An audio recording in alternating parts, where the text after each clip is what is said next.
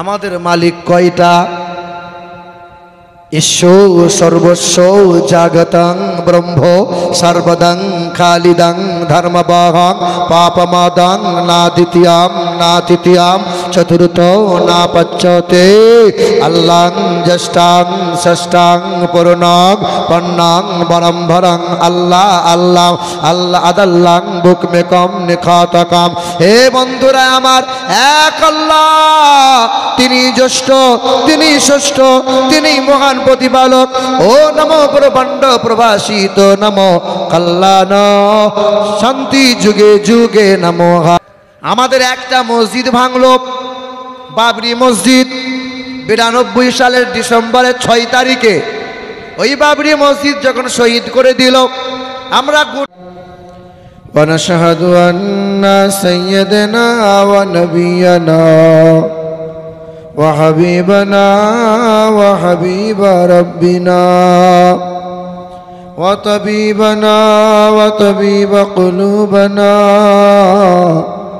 ومحبوبنا ومقصودنا وسندنا ومرشدنا وأولانا ومولانا محمدا عبده ورسوله. أما بعد فأعوذ بالله من الشيطان الرجيم. بسم الله الرحمن الرحيم. الذي أرسله بالحق بشيرا ونذيرا وداعيا إلى الله بإذنه وسراجا منيرا. قال الله تعالى وعز وجل: بسم الله الرحمن الرحيم.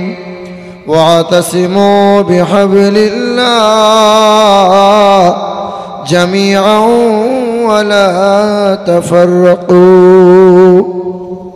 صدق الله مولانا العظيم صدق رسوله النبي الكريم. قال الله تعالى شان حبيبه الكريم: إن الله وملائكته يصلون على النبي يا أيها الذين آمنوا صلوا عليه وسلموا تسليما. اللهم صل على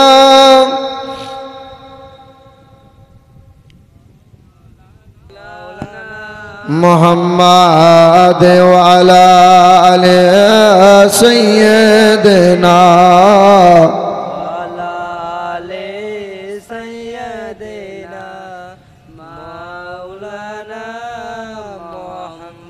যাদের হৃদয়ে আছে আল্লাহর ভয়, তারা কবু পথ ভুলে যায় না। নবীজির প্রেম ছাড়া এই দুনিয়ায় কারো কাছে কোনো কিছু চাই না। যাদের হৃদয়ে আছে আল্লাহর ভয়, তারা কবু পথ ভুলে যায় না। নবীজির প্রেম ছাড়া এই দুনিয়ায় কারো কাছে কোনো কিছু চাই না। দিন কায়েমের পথে যারা অবিচল, তারা হলো আল্লাহর প্রিয়জন। বাতিলের কাছে তারা হার মানে না, সংগ্রাম করে যায় অমরণ। দিন কায়েমের পথে যারা অবিচল, তারা হলো আল্লাহর প্রিয়জন। বাতিলের কাছে তারা হার মানে না, সংগ্রাম করে যাই অমরণ। হীরার আলোতে যার হৃদয় রঙিন, হীরার আলোতে যার হৃদয় রঙিন, হাতে আল কোরআনের দীপ্ত সঙ্গেন। সত্যের পথে যারা নিবেদিত প্রাণ, সত্য সত্যের পথে যারা নিবেদিত প্রাণ, শত্রুকে কভু ভয় পায় না, যাদের হৃদয়ে আছে আল্লাহর ভয়, তারা কভু পথে ভুলে যায় না। নবীজির প্রেম ছাড়া এই দুনিয়ায় কারো কাছে কোনো কিছু চাই না। আল্লাহুম্মা সাল্লি আলা সাইয়্যিদিনা মাওলানা মুহাম্মদ ওয়া আলা আলি সাইয়্যিদিনা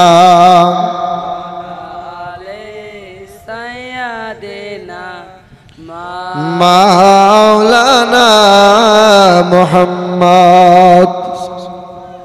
আলহামদুলিল্লাহ, সমস্ত প্রশংসা সেই মহান মালিকের জন্য, যিনি আমাদেরকে পৃথিবীর সর্বশ্রেষ্ঠ সম্পদ ঈমান নামক বস্তুটা দান করেছেন। আর তিনি তার প্রিয়তম বান্দাগুলোকে বেছে বেছে নিয়ে তারই পবিত্রময় জায়গায় তারই কথা বলার, তারই কথা শোনার তিনি সুযোগ করে দিয়েছেন। আর দয়া করে মেহেরবানি করে জান্নাতের বাগানে, রহমতের মজলিসে, ক্ষমা পাওয়ার মজলিসে, ফেরেশতাদের মাঝে আমাদের সকলকে বসার সুযোগ করেছেন। সেই মহান মালিকের দরবারে উচ্চস্বরে কালামে শুকরিয়া আদায় করে মুক্ত কণ্ঠে বলি আলহামদুলিল্লাহ। আমরা মুসলমান, তাই এই রকম এক পবিত্রময় জায়গায় বসার সুযোগ পেয়েছি। পৃথিবীর জমিনে যত বড়ই দামি ব্যক্তি হোক না কেন, সেই ব্যক্তি ইমানদার মুসলমান যদি না হয়, তাকে কবরে ঠাড়ো করে পুঁতে দেওয়া হবে, আর না হলে শ্মশানের চিতায় পুড়িয়ে দেওয়া হয়। আমি আপনি মুসলমান, জীবনে নামাজ পড়লাম না, রোজা রাখি না, হজ ফরজ আছে হজ করি না, জাকাত দিই না, সারা জীবন অন্যায় করলাম, পেশাব করে পানি নিলাম না, পবিত্রতা অর্জন করলাম না, তাস, লটারি, জুয়া, সুদ সব হারাম কাজে যুক্ত হলাম, কিন্তু আমি মুসলমান, আপনি মুসলমান। আমার আপনার মতো মানুষ যখন মারা যাবে, সমাজের মানুষ কেউ তার শ্মশানের চিতায় শোয়াবে না, ঠাড়ো করে কেউ পুঁতেও দেবে না। জানাজা হবে, গোসল হবে, কাফন পরাবে, জানাজা পরিয়ে তারপরে আদবের সহিত সবাই কবরস্থানে নিয়ে গিয়ে কবর ডাঙাই, কবরে আমাকে আপনাকে শোয়াবে। কেন? একটাই কারণ, শুধু মুসলমান বলে। আমি আধার কার্ডে মুসলমান, প্যান কার্ডে মুসলমান, জমির দলিল পর্চাতে মুসলমান, আমার ঈমান নাই, আমি রোজা রাখি না, আমি দান খায়রাত করি না, আমি নবীকে ভালোবাসি না, কিন্তু আমার বাপ দাদু মুসলমান বলে আমরা মুসলমান। বছরে একবার কুরবানি দিই, গরুর গোশ খাই, খাসির মাংস খাই, তাই আমরা মুসলমান। আমার বাবাজিরা, ভাইরা আমার, আল্লাহ পাক রব্বুল আলামিন তার প্রিয়তম বান্দাদেরকে এটাই বলেন, ইয়া আইয়ুহাল্লাযীনা আমানুত্তাকুল্লাহ, হে ঈমানদারেরা, হে আমার বান্দারা, তোমরা আল্লাহকে ভয় করো, ভয় করার মতো ভয় করো। আর তোমরা ততক্ষণ পর্যন্ত মরো না যতক্ষণ না সাচ্চা মুমিন মুসলমান না হবে। আগে মুমিন হও, মুসলমান হও, তারপরে আমার কাছে ফিরে আসো। পৃথিবীর মানুষ জীবনভর হারাম খেলো, হারামের সঙ্গে ওঠা বসা করলো, শুধু নামে মুসলমান বলে কবরে তার আগুনে পুরানো হয় না, ঠাড়ো করে কেউ কবরে পুঁতেও দেয় না। সবাই তার গোসল দেয়, সবাই তাই জানাজা পড়ে। বান্দা, তুমি যদি মুমিন মুসলমান হয়ে আসতে পারো, ওয়ালা তামুতুন্না ইল্লা ওয়া আনতুম মুসলিমুন, কবরের আগুন কোনোদিন ছুঁইবে না, জাহান্নামের আগুন তোমারে আমারে স্পর্শ কখনো করবে না। সে আল্লাহ পাকের দরবারে আর একবার শুকরিয়া আদায় করে বলি আলহামদুলিল্লাহ। এসেছি বাবা আমরা কার ইচ্ছায় পৃথিবীতে? পৃথিবীতে এসেছি আমরা কার ইচ্ছায়? কার ইচ্ছায় বলেন? আল্লাহর ইচ্ছায়। পৃথিবী থেকে যাব আমরা কার ইচ্ছায়? আল্লাহর ইচ্ছায়। পৃথিবীতে আসার সময় মায়ের পেট থেকে যখন ভূমিষ্ঠ হয়েছি তখন আমার আপনার ইচ্ছে মতো আসতে কি আমরা পেরেছি? যদি আমরা ইচ্ছে মতো আসতে পারতাম তাহলে গরিবের ঘরে আসতাম না, রাজা বাদশাহ জমিদারের ঘরেই আসতাম। পৃথিবীতে আসার সময় যদি নিজেরা ইচ্ছে মতো আসতে পারতাম তাহলে বেনামাজির ঘরে আসতাম না, বেঁচে বেঁচে পীর সাহেবের ঘরেই আসতাম। কিন্তু এসেছি কার ইচ্ছায়? আপনাদের এলাকায় পুরুষের সংখ্যা খুব কম, বড় আফসোস লাগছে। যাই হোক, আলহামদুলিল্লাহ আমার মা বোনরাও তো আছে, পুরুষগুলো না হয় ঘরে উপর হয়ে শুয়ে আছে, ও থাক। আমার বাবাজিরা, ভাইরা আমার, আর পৃথিবী থেকে যখন যাব, মৃত্যুবরণ যখন আমরা করব, কার ইচ্ছায় যাব আমরা? ইচ্ছে মতো কি আমরা যেতে পারবো? তার ইচ্ছে মতো যাওয়া লাগবে। তিনি কখন ডাকবেন, কোন দিনে ডাকবেন, সকালে না সন্ধ্যায়, রাত্রি না ভোরে, কখন কোন সময় ডাকবে, আমাকে আপনাকে অগ্রিম জানাবে। জয়, যাচ্ছি, রেডি থাক। মালাকুল মাউত ফেরেশতা ওই সময় হাজির হবে। যে সময় হাজির হবে ওই সময় বাহানা দিয়ে কেউ পার পাবে? কোনো বাহানা কাজ করবে? অর্থাৎ এসেছি তার ইচ্ছায়। কার ইচ্ছায়? আল্লাহ। পৃথিবী থেকে যাব তারই ইচ্ছায়। আর এই মধ্যখানের সময়টুকু চালাবো কার ইচ্ছায়? আল্লাহ। চালাচ্ছি কার ইচ্ছায়? কার ইচ্ছায় চালাচ্ছি? আল্লাহ না, ইচ্ছে মতো চালাচ্ছি আমি আপনি, চলছি ইচ্ছে মতো। ইচ্ছে হলে নামাজ পড়েন, ইচ্ছে হলে তবে জুম্মাতে যান, ইচ্ছে হলে তবে মা বোনরা পর্দা করে, মানে ইচ্ছে মতো। যতদিন তুমি ইচ্ছে মতো চলবে, আমার আল্লাহ পাকের ঘোষণা, বেঈমানের হাতে ক্ষমতা দেবো আর সব জায়গায় তুমি লাঞ্ছিত অপমানিত হবে, সম্মান চোখে দেখতে পাবে না। আল্লাহ পাকের প্রশংসার পরেই শতকোটি দরুদ আর সালাম মক্কার মতি, মদিনার জ্যোতি, দুই কুলের সাথী। তিনি সৃষ্টির সূচনা, তিনি বিশ্বের সভাপতি, তিনি মানবতার বন্ধু, মানব জাতির কল্যাণকর্তা, মুক্তির দূত। তিনি বিশ্বের ন্যায় বিচারপতি, প্রধান সেনাপতি। যে নবী দাঁড়ালে পরে আকাশের উচ্চতা লাভ করে, যে নবী বসিলে পরে ভুবন স্থিরতা লাভ করে, তিনি আকাই নামদার তাজদারে মদিনা, আহম্মদে মুর্তজা, মোহাম্মদ মুস্তফা, বলি সাল্লাল্লাহু তাআলা আলাইহি ওয়াসাল্লাম। আমার উপস্থিত মায়েরা এবং বোনেরা, আর গুটি কয়েক বসে থাকা আমার ভাইয়েরা, আল্লাহ পাকের দয়া, মায়া, অনুগ্রহ আর শান্তি ধারা আমাদের সকলের উপর বর্ষণ হোক, আল্লাহুম্মা আমিন। আপনারা অল্প হলেও যেভাবে মোহাব্বতের সঙ্গে এত গভীর রাত পর্যন্ত বসে আছেন, আল্লাহর নবী সাহাবায়ে কিরামগণ এর চাইতে উত্তমভাবে বসেছিলেন। আল্লাহর নবী আমার ওয়াজ শোনাচ্ছিলেন। নবী কোথায় ওয়াজ করছিলেন? মসজিদের বারান্দায় খেজুর গাছের গুড়িতে হেলান দিয়েছিলেন। যে মসজিদটা খেজুর পাতা দিয়ে ছাউনি করা ছিল, খেজুরে গুড়ি দিয়ে পিলার দেওয়া ছিল, নবী নিজ হাতে পাথর দিয়ে দেওয়াল সাজিয়ে সাজিয়ে তুলেছিলেন। সেই মসজিদটার নাম হলো মসজিদে নববী। আল্লাহর নবী আমার মসজিদের বারান্দায় খেজুর গাছের গুড়িতে হেলান দিয়ে ওয়াজ করছিলেন। সাহাবায়ে কিরামগণ মোহাব্বতের সঙ্গে ওয়াজ শুনছিলেন। আল্লাহর নবী আমার বয়ান করছিলেন কবরের বয়ান, নবী আমার বয়ান করছিলেন জাহান্নামের বয়ান, নবী আমার আযাবের বর্ণনা শোনাচ্ছিলেন। সাহাবায়ে কিরামগণ শুনছিলেন। আর দয়ার রাসূল আমার কথার ফাঁকে ফাঁকে বারবার একটাই কথা বলছিলেন, ইয়া রাব্বি হাবলি উম্মতি। আল্লাহ, আমার উম্মতির কি হবে? আল্লাহ, আমার এই উম্মতির কি হবে? এমন সময় একজন মহিলা ঘর থেকে এসেছে, নবীর বিবির একজন দাসী, কাজের মেয়ে। ওই মেয়েটা দৌড়ে এসে মসজিদের সামনে দাঁড়াইয়ে আল্লাহর নবীকে বলছেন, আসসালামু আলাইকা ইয়া রাসূলুল্লাহ। আসসালামু আলাইকা ইয়া হাবিবাল্লাহ। আল্লাহর নবী মাথা তুলে সালামের জবাব দিয়ে বলছেন, মা কি হয়েছে রে? বলে, ইয়া রাসূলুল্লাহ, একবার বাড়ি চলুন না, আম্মা জান আপনাকে স্মরণ করেছেন। আম্মা জান মানে নবীর বিবিগণ, আমাদের মা নবীর বিবিগণেরা। আর নবী হলেন রুহানি পিতা, দয়ার নবীর বিবি উম্মাহাতুল মুমিনিন, আমাদের মা। তাই দাসী বলছেন, আপনার বিবি মানে আমার মা আপনাকে ডাক দিয়েছেন। আল্লাহর নবী বলছেন, মা তুই বাড়ি চল, আমি যাচ্ছি।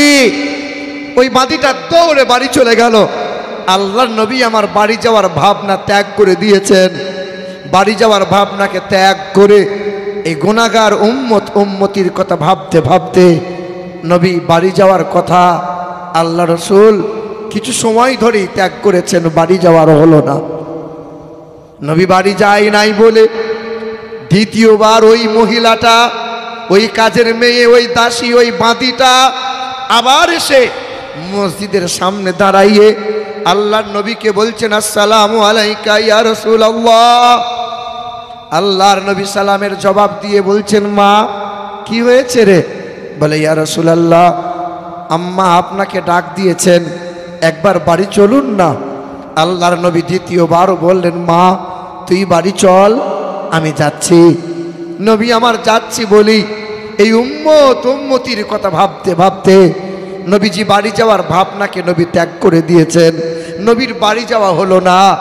তাই নবী বাড়ি গেলেন না বলে ওই কাজের মেয়ে, ওই দাসীটা তৃতীয়বার আবার নবীজির সামনে, মসজিদের সামনে দরজার কাছে দাঁড়াইছে। তৃতীয়বার আল্লাহর নবীকে কাতর কণ্ঠে কেঁদে কেঁদে বলছেন, আসসালামু আলাইকা ইয়া রাসূলুল্লাহ, আসসালামু আলাইকা ইয়া হাবিবাল্লাহ। আল্লাহর নবী সালামের জবাব দিয়ে বলছেন, মা কি হয়েছে রে? তুই কাঁদছিস কেন রে? পথের মাঝে তোর সঙ্গে কেউ কি দুর্ব্যবহার করলো? তোকে কেউ কি কোনো খারাপ কথা বলেছে? বল না। ওই দিন ওই বাঁদিটা, কাজের মেয়েটা আল্লাহর নবীকে বলছেন, না ইয়া রাসূলুল্লাহ, আমার সঙ্গে কেউ দুর্ব্যবহার করেনি, আমাকে কেউ খারাপ কথা বলে নাই। আপনি বাড়ি যাচ্ছেন না বলে আমার খুব কষ্ট হচ্ছে, একবার চলেন না ইয়া রাসূলুল্লাহ। আপনারই বাড়ির দরজার সামনে নতুন একটা মেহমান এসে দাঁড়িয়ে আছে, ওই মেহমানটা আপনার সাথে মোলাকাত না করে বাড়ি যাবে না বলেছে, চলেন না ইয়া রাসূলুল্লাহ। বাঁদিটা ঝরঝর করে কাঁদে। বাঁদির চোখের পানির দিকে লক্ষ্য রেখে আল্লাহর নবী আমার দৌড়ে দৌড়ে গেলেন, ছুটে গিয়ে নবী আমার থমকে দাঁড়ালেন।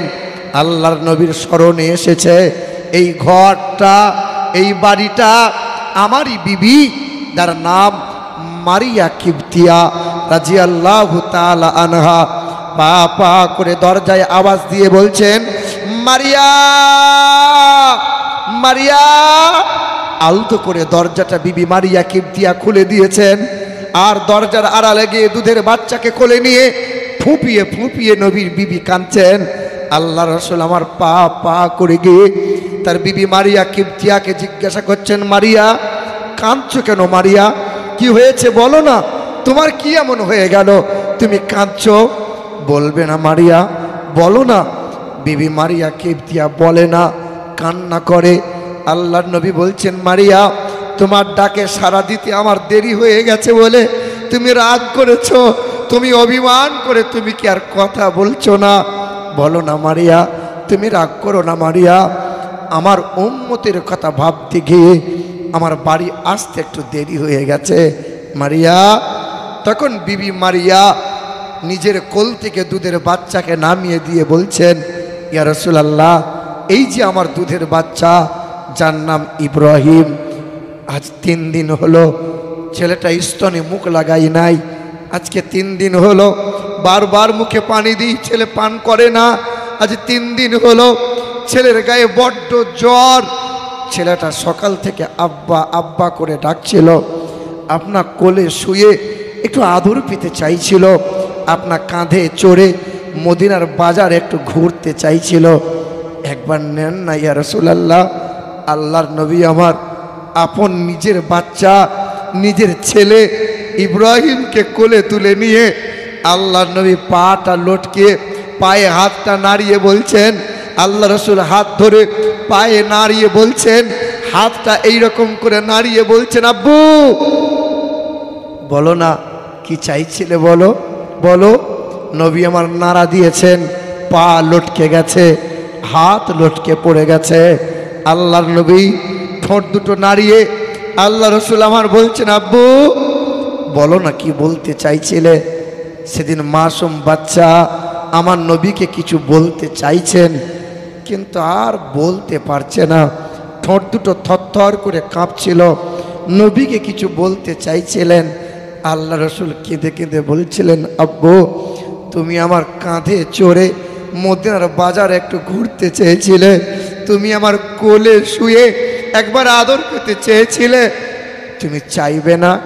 বলো না আমার আসতে দেরি হয়ে গেছে, তাই কি তুমি তোমার মায়ের মতো অভিমান করে আমার সঙ্গে আর কথা বলছো না? বলো বলো না আব্বা। আল্লাহর নবীর চোখের পানিটা গড়িয়ে গড়িয়ে বাচ্চার চেহারাতে যেমন পড়ে গেল, বাচ্চাটা চুমকে উঠে গেল। দরজার কাছে একটা নতুন মেহমান এসে দাঁড়িয়েছিল, ওই মেহমানের নাম ছিল মালাকুল মাউত ফেরেশতা। ছুটে এসে আল্লাহ রসুলের সামনে বলছেন, ইয়া রসুল আল্লাহ, এবার আপনি আমাকে বিদায় দেন, বাচ্চাকে নিতে এসেছি, আল্লাহর দরবারে নিয়ে চলে যাব। বাচ্চা রুহুটা নিয়ে মালাকুল মাউত ফেরেশতা চলে গেল। আল্লাহ রসুল চোখের পানি ফেললেন। সাহাবায়ে কিরামগণ দৌড়ে এসে আল্লাহ রসুলকে বলছেন, ইয়া রসুল আল্লাহ, শাহজাদা পৃথিবীতে আর নাই, আপনার কলিজার টুকরা ইব্রাহিম আর নাই। আল্লাহ রসুল গরম পানি করে গোসল করালেন, নবী আমার সাদা কাপড়টা পরালেন, বিবি মারিয়ার কোলে তুলে দিয়ে বলছেন, মারিয়া মারিয়া, জনমের মতো একবার দেখে নাও। বিবি মারিয়া কিবতিয়ার কোল থেকে দুধের মাসুম বাচ্চাকে নিয়ে পা পা করে চলে গেলেন। আল্লাহ রসুল আমার কবরস্থ করে দিলেন। নবী আর বাড়ি এলেন না, সারা রাত মসজিদে কাটিয়ে দিচ্ছেন। যে বারান্দায় বসে, যে খুঁটিতে হেলান দিয়ে নবী বায়ান করছিলেন, ওই বারান্দায় ওই খেজুর গাছের গুঁড়িতে হেলান দিয়ে নবী আমার চোখের পানি টপ টপ করে পড়ছিল। আব্দুল্লাহ নামক এক সাহাবী ছুটে গিয়ে দুই হাত বিছিয়ে দিয়েছিল, নবীর চোখের পানি পড়ছিল, আর চোখের পানিগুলো দেহ মুবারক দেহের মাঝে তিনি বুলিয়ে নিচ্ছিলেন। আব্দুল্লাহ নামক সাহাবীটা বাচ্চা ছেলের ন্যায় ফুঁপিয়ে ফুঁপিয়ে কাঁদে। আল্লাহ রসুল বলছেন, তুমি তোমার নিকটতম সাহাবী, তুমি তোমার প্রিয়তম সাহাবী, তুমি কাঁদছো কেন বলো? সাহাবীটা বলছেন, ইয়া রাসূল আল্লাহ, সকালে ঘুম থেকে উঠে আপনার পবিত্র চেহারা দর্শন যদি না পাই আমার দিন ভালো যায় না, সন্ধ্যাবেলায় আপনার বাণী যদি শ্রবণ না করতে পাই আমার রাত ভালো কাটে না, আপনার চোখের পানি দেখে আমি সহ্য করতে পারি না। নবী গো, আপনি দয়া করে কাঁদবেন না। সারা রাত নবী আমার মসজিদের মধ্যে ইবাদতে রাত কাটিয়ে দিলেন। ফজর হলো, সকাল হলো, ইশরাকের নামাজ পড়ে নবী আমার পা পা করে ওই বিবির ঘরে গিয়েছেন। দরজায় আওয়াজ দিয়ে বলছেন, মারিয়া মারিয়া। ওই কাজের মেয়েটা ছুটে এসে দরজা খুলেছেন। আল্লাহ রসুল বলছেন, আমার মারিয়া কি করে রে? বলে, মা এখনো কান্না করে, কাল থেকে চোখের পানি বন্ধ হয়নি। নবী আমার পা পা করে গিয়ে বিবি মারিয়া কিবতিয়ার গায়ে হাত বুলিয়ে বলছেন, মারিয়া তুমি কাল থেকে এখনো কাঁদো মারিয়া, তোমার চোখে কি দরিয়া আছে মারিয়া? মারিয়া তুমি কি কান্না বন্ধ করবে না? বিবি মারিয়া কিবতিয়া মাথাটা নিয়ে নবীর বুকের কাছে ঠেকালেন আর চেহারাটা নবীর কোলের মধ্যে লটকে দিলেন। আল্লাহ রসুল তখন বিবি মারিয়া কিবতিয়ার চোখের পানিটা মুছিয়ে দিয়ে বলছেন, মারিয়া তুমি কাল থেকে এখনো কাঁদো মারিয়া, তুমি কি কান্না বন্ধ করবে না? তখন বিবি মারিয়া বলছিলেন, ইয়া রাসূলুল্লাহ, আমি তো মা 10 মাস পেটে ধরেছিলাম, আমি তো মা 2 বছর দুধ পান করেছিলাম, সবে আমার ছেলেটা দুধ পান করা ছেড়েছিল, সবে আমার ছেলেটা আব্বা মা বলতে চাইছিল, সবে আমার ছেলেটা আবদার করতে শুরু করে দিয়েছিল। এই সময় আমার ছেলেটা আমার কোলে শুয়েছিল, স্তনে মুখ লাগিয়ে দুধ পান করছিল। আমি মা ছেলেটার দিকে তাকিয়ে থাকতাম, আমার ছেলেটা খিলখিল করে হাসতো। আমি মা আমার কলজেটা ঠান্ডা হয়ে যেত। সেদিন আল্লাহ রসুল বলছেন, মারিয়া তোমার খুব কষ্ট হচ্ছে বলো? মারিয়া তুমি তোমার ছেলেটাকে দেখবে? বলো না মারিয়া, তুমি দেখবে? দেখবে মারিয়া? নবী আমার উঠানে নেমে গেলেন, ওই আঙিনায় দাঁড়াইয়ে আকাশের দিকে এই শাহাদত আঙ্গুলটা করে ইশারা করছেন, মারিয়া মারিয়া ওই যে দেখবে এসো মারিয়া, ওই যে জান্নাতের বাগানে তোমার ছেলেটা কেমন করে ছুটছে, দেখো দেখো না, দাই হুড়েরা নিয়ে বাচ্চাকে কেমন করে আদর করছে, বাচ্চাটা খিলখিল করে হাসছে, তুমি একবার দেখো মারিয়া। বিবি মারিয়া কিবতিয়া গেলেন, নবীর কাছে গিয়ে হাতটা ধরে নামিয়ে দিলেন। আল্লাহ রসুল বলছেন, মারিয়া তুমি তোমার বাচ্চা দেখবে না? দেখবে না মারিয়া? তখন নবীর বিবি মারিয়া কিবতিয়া বলছেন, না ইয়া রাসূলুল্লাহ আমি দেখব না। কেন? বলে আমি যদি ছুটে গিয়ে দেখি বিশ্বাসটা আমার চোখের ওপর হয়ে যাবে, আপনার ওপর তো হবে না ইয়া রাসূলুল্লাহ। আপনি বলে দিয়েছেন, আমি মেনে নিয়েছি, আমার ছেলেটা জান্নাতের বাগানে খেলা করছে, খিলখিল করে হাসছে। সেদিন বিবি মারিয়া কিবতিয়া আকাশের দিকে মানে মালিকের দরবারে দুটো হাত তুলে বলেছিলেন, ওগো দয়ার মালিক, এত নবী রসুল পয়গম্বর এলো, সংসার তারাও করেছিল, কখনো কখনো সংসার করতে গিয়ে এই উম্মতের কথা ভুলে গিয়েছিল, কিন্তু এমন একটা নবী পাঠিয়েছিল, এমন একটা নবী পাঠিয়েছ মালিক, যে নবী বউ বাচ্চার ভাবনা ত্যাগ করে দেয়, সংসারের ভাবনাকে উজাড় করে দেয়, কিন্তু এক মিনিটের জন্য এই উম্মতিকে ভুলতে পারে না। সেদিন আল্লাহ রসুল কেঁদেছিলেন আর বলেছিলেন, মারিয়া আমার উম্মতকে আমি বড় ভালোবাসি, সব উজাড় করতে পারি, কিন্তু আমার উম্মতকে ভুলতে পারি না, আমি আমার উম্মতকে ভুলে যেতে পারি না। তাই তো দয়ার নবী হায়াতে 63 সাল জাহিরি জিন্দেগিতে জীবনভর এই উম্মতের ভাবনা ভেবেছেন, উম্মতের জন্য কান্না করেছেন। হায়াতুন নবী, জিন্দা নবী, আজও উম্মতের জন্য কাঁদছেন। কালও তোমার আমার জন্যই হাসরের ময়দানে কাঁদবেন। ওই নবীজির মহব্বতে ভক্তি ভরে সকলে ঝুমে ঝুমে আর একবার দরুদ শরীফ পড়েন, আল্লাহুম্মা সাইয়্যিদিনা মুহাম্মাদ ওয়া আলা আলি সাইয়্যিদিনা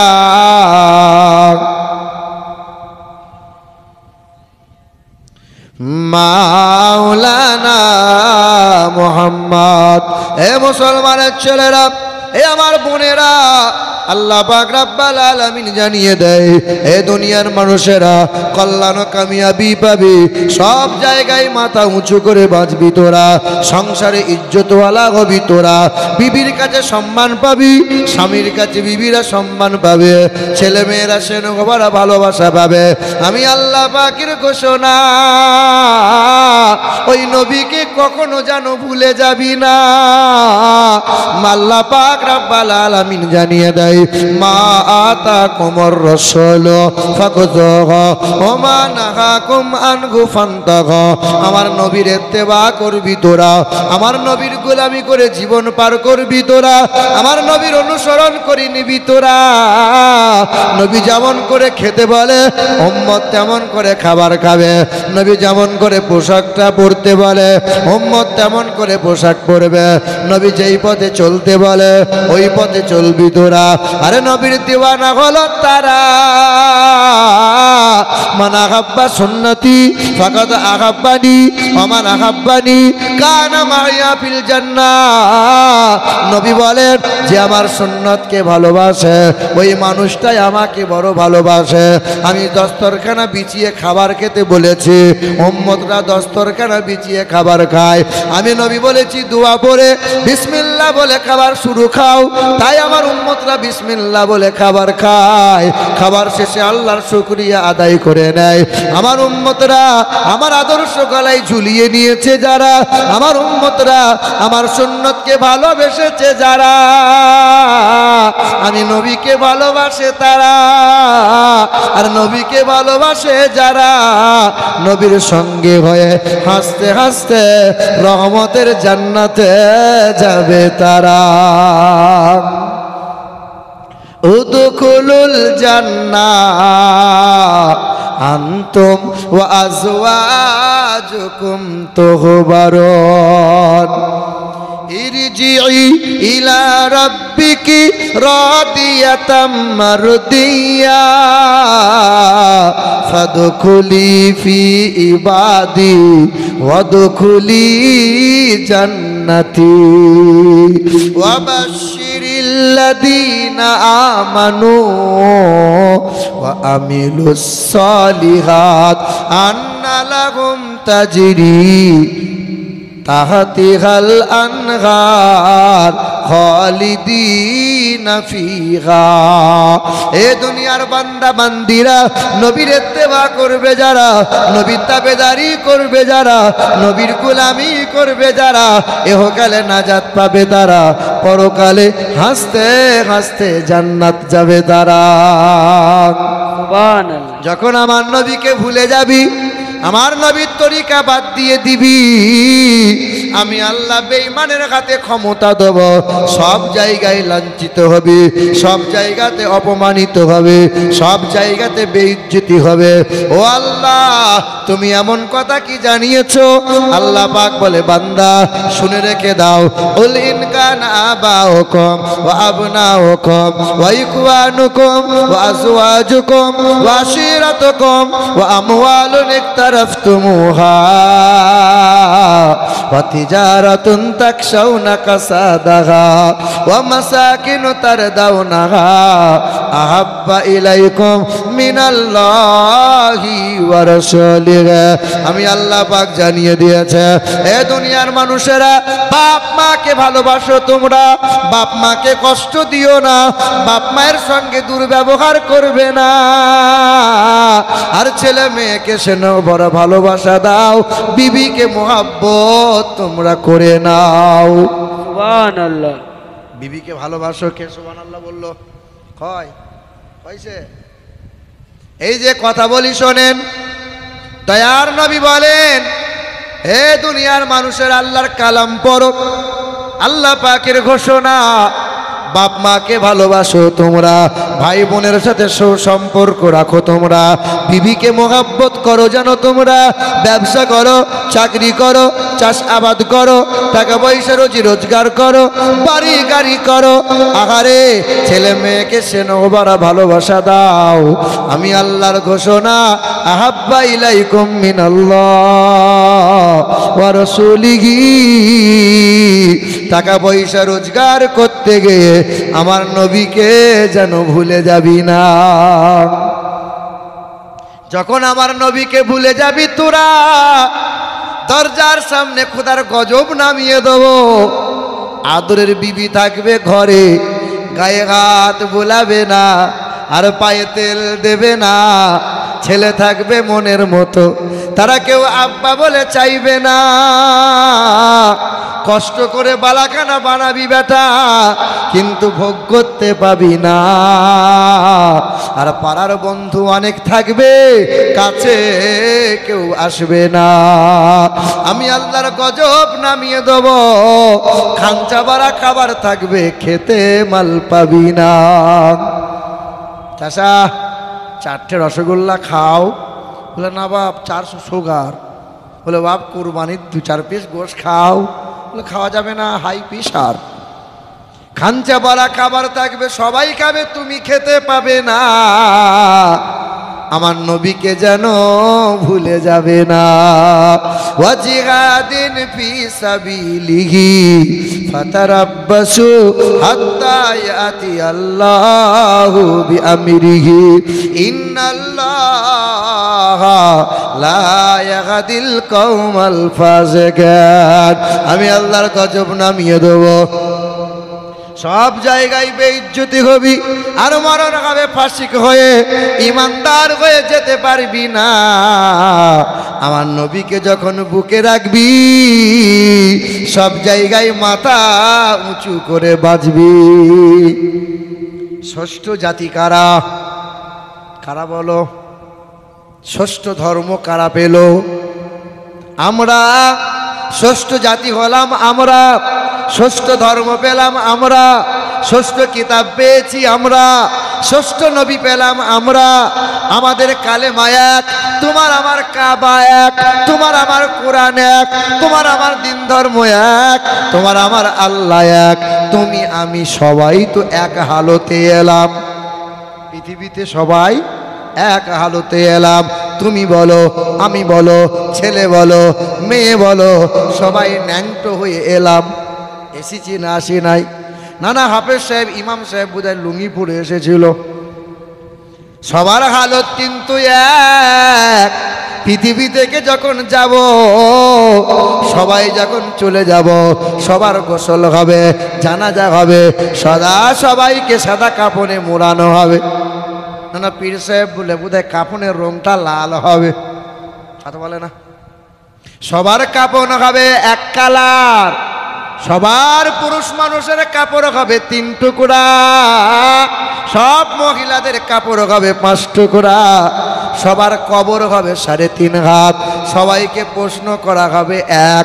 হাফেজ সাহেবকে যে প্রশ্ন করা হবে, তোমাকেও সেই প্রশ্ন করা হবে, আমার বোনটাকে যে প্রশ্ন করা হবে, আমার ভাইটাকেও সেই প্রশ্ন করা হবে। তাহলে তোমার আমার আল্লাহ এক, তোমার আমার কাবা এক, তোমার আমার কোরআন এক, তোমার আমার দিন ধর্ম এক, তোমার আমার কালেমা এক। তুমি আমি এক হালতে এলাম, সবার হালত হবে এক, কবরে হবে এক। তবে কেন এত মারামারি খুনোখুনি বাবা? কোরআন বুকে নাও, নবীকে আঁকড়ে ধরো। ওই চকলেটের মতো যেই দিন কবরে নামিয়ে শুইয়ে দেওয়া হবে, সেই দিন জানা যাবে তোমার আমার বাহাদুরি কতটা। ষষ্ঠ জাতি আমরা, ষষ্ঠ ধর্ম পেলাম আমরা, ষষ্ঠ কিতাব পেয়েছি আমরা। পৃথিবীর জমিনে লাঞ্ছিত আর মার খাচ্ছে কারা? কারা বলো? মুসলমান। আল্লাহ বলে না, তোরা তো মার খেতে পারিস না, লাঞ্ছিত হতে পারিস না, তবে পৃথিবীর জমিনে তোরা মার খাবি। কারণ এটা আমার নবীর গুলামি তোরা ত্যাগ করে দিয়েছিস, আহলে বায়েতকে মোহাব্বত করা ছেড়ে দিয়েছিস, আমার নবীর অনুসারী বাদ চলে গেল। এ মুসলমান নওজোয়ান যুবকেরা, বাংলার জমিনে যারা হাল ফেলে নেতা হলো, কখনো অসীম সরকার বলো, কখনো অধিকারী বলো, কখনো ঘোষ বলো, রাত দিন মুসলমানদের বিরুদ্ধে কটাক্ষ করে, রাত দিন মুসলমানদের বিরুদ্ধে চক্রান্ত করে। করছে কি করছে না? ভারতের জমিনে কখনো মসজিদ ভেঙে দেয়, কখনো মাদ্রাসাগুলো গুঁড়িয়ে দেয়, কখনো বুলডোজার দিয়ে মসজিদগুলো ধ্বংস করে দিচ্ছে, শহীদ করে দিচ্ছে, কখনো মাজারগুলো ভেঙে দিচ্ছে, কখনো মসজিদের মাইক নামিয়ে দিচ্ছে, কখনো মুসলমানদের দাড়ি ধরে জয় শ্রীরাম বলে হত্যা করেছে, বিদেশে কাজ করতে যাওয়া ছেলেগুলোকে জয় শ্রীরাম বলে আর তাদেরকে বিদেশ থেকে বিতাড়িত করে। এ বাবাজিরা, ভাইরা আমার, এ আমার বোনের, আমার ভাইরা, পৃথিবীর জমিনে মুসলমান তো মার খেতে পারে না, কিন্তু মার খাবো কেন? হে বাবাজিরা, ভাইরা আমার, ইতিহাস শুনিয়ে দাও, ইতিহাস মনে করিয়ে দাও। এই মুসলমান জাত হলো সিংহের জাত, এই মুসলমান জাত হলো সিংহের জাত। আমরা ওয়াকফ নিয়ে আন্দোলন করছিলাম কি করছিলাম না? কথা বলে না? আচ্ছা, ওয়াকফের বিল কি বাতিল হবে? আপনাদের মনে কি হয়, বাতিল হবে? আমরা ওয়াকফ নিয়ে আন্দোলন করছিলাম কি করছিলাম না? কথা বলে না। আচ্ছা, ওয়াকফের বিল কি বাতিল হবে? আপনাদের মনে কি হয়, বাতিল হবে? আমাদের একটা মসজিদ ভাঙলো, বাবরি মসজিদ। 92 সালের ডিসেম্বরের 6 তারিখে ওই বাবরি মসজিদ যখন শহীদ করে দিল, আমরা গোটা বিশ্বের মুসলমান আন্দোলন করেছিলাম মসজিদ কেন ভাঙবে। তখন আমরা মুসলমানরা শান্ত হলাম আর বললাম একটা মসজিদ যাচ্ছে যাক, ভারতের জমিনে হিন্দু মুসলমান সম্প্রীতি বজায় থাক। একটা মসজিদ যেমন কেড়ে নিল, তারপরে পরই 5টা মসজিদে আক্রমণ শুরু করে দিল। মথুরা বলো, জ্ঞানবাপী বলো, এই রকম করে 5টা মসজিদের প্রতি আক্রমণ হলো। 7 জন মুসলমান নওজওয়ানকে গুলিবিদ্ধ করে হত্যা করে দিল। তারপরে 3 তালাক নিয়ে বিল পাশ করলো, মুসলমানরা আন্দোলন শুরু করলো। ওই বিল এখনো বাতিল হলো না। নূপুর শর্মা নবীর চরিত্র নিয়ে কটূক্তি করে দিল। সবাই আন্দোলন করেছিলাম নূপুর শর্মার ফাঁসি চাই, নূপুর শর্মার ফাঁসি চাই। বলো ফাঁসি কি হয়েছে?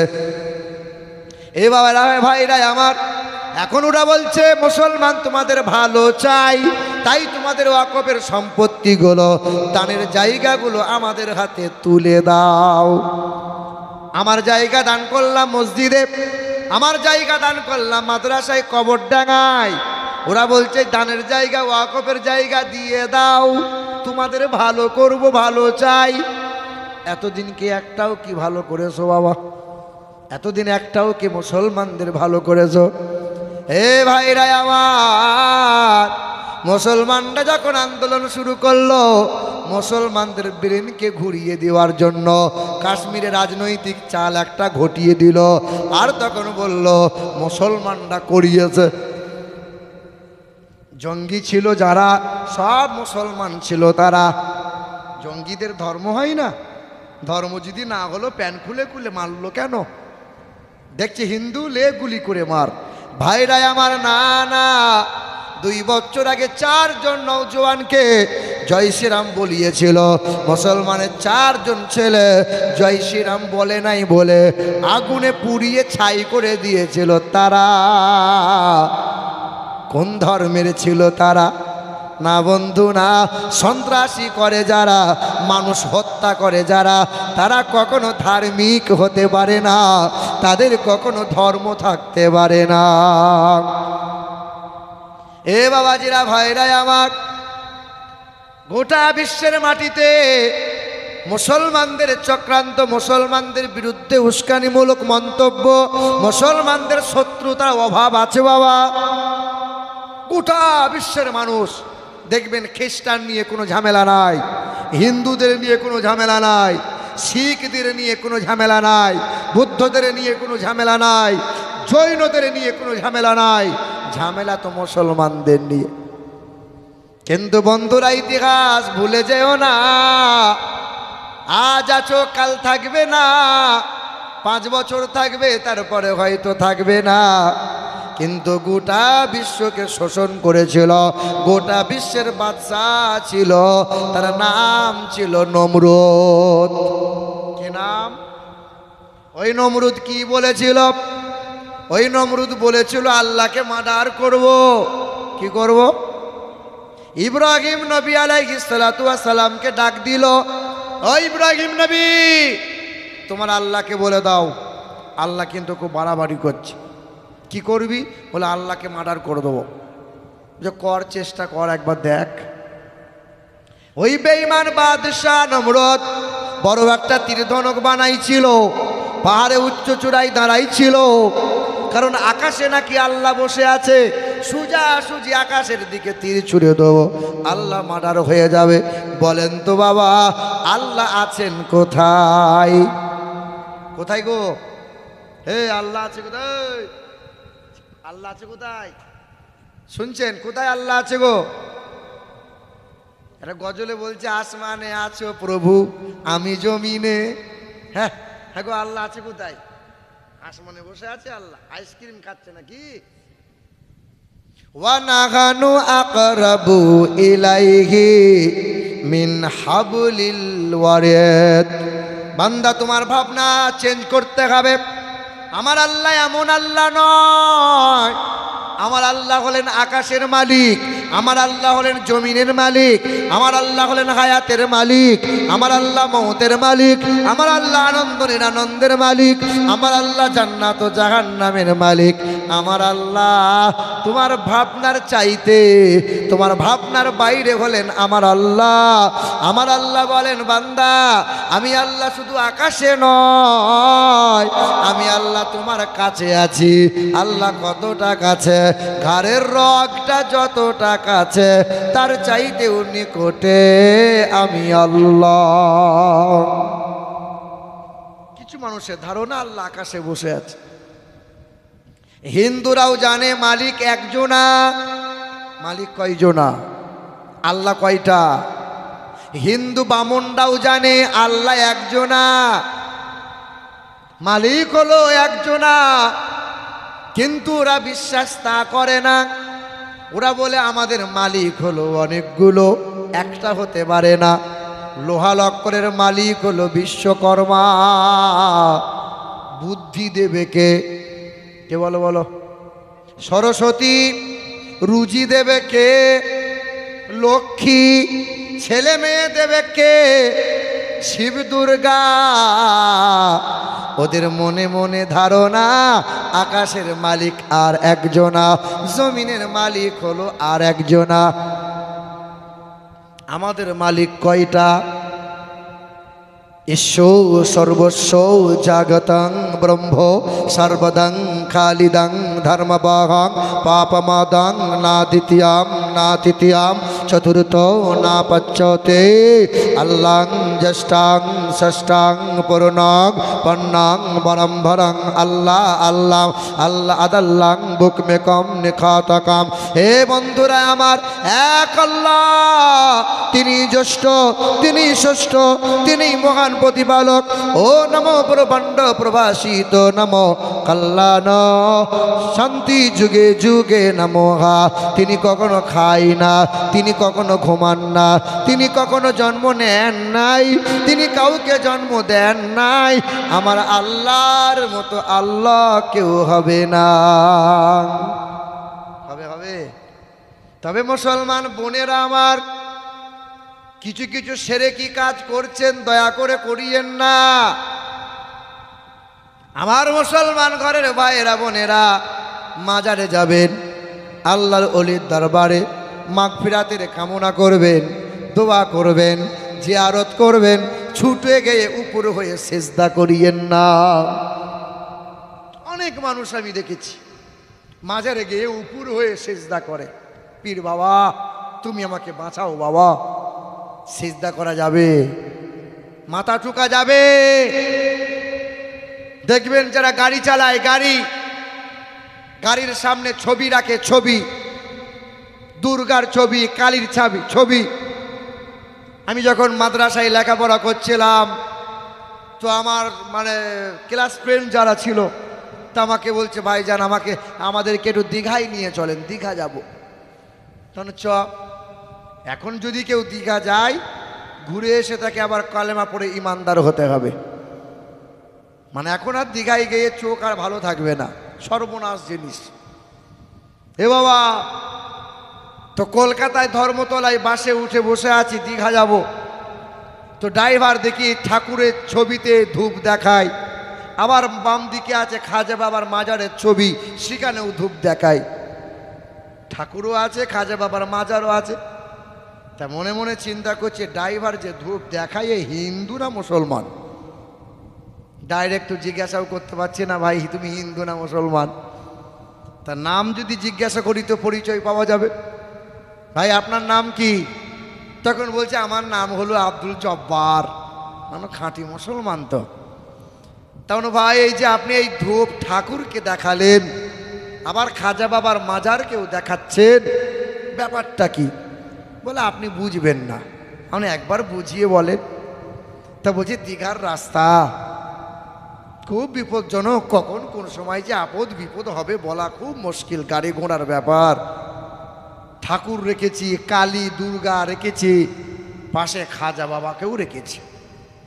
ঠাকুর যদি কোনোদিন গোলমাল করে দেয়, আমার চিন্তা নাই, খাজা বাবা আছে। কথা বুঝলেন? আপদ বিপদের মালিককে, হায়াত মৌতের মালিককে, আনন্দ নিরানন্দের মালিককে, সর্ব জায়গার সর্বক্ষণের মালিককে, আল্লাহ।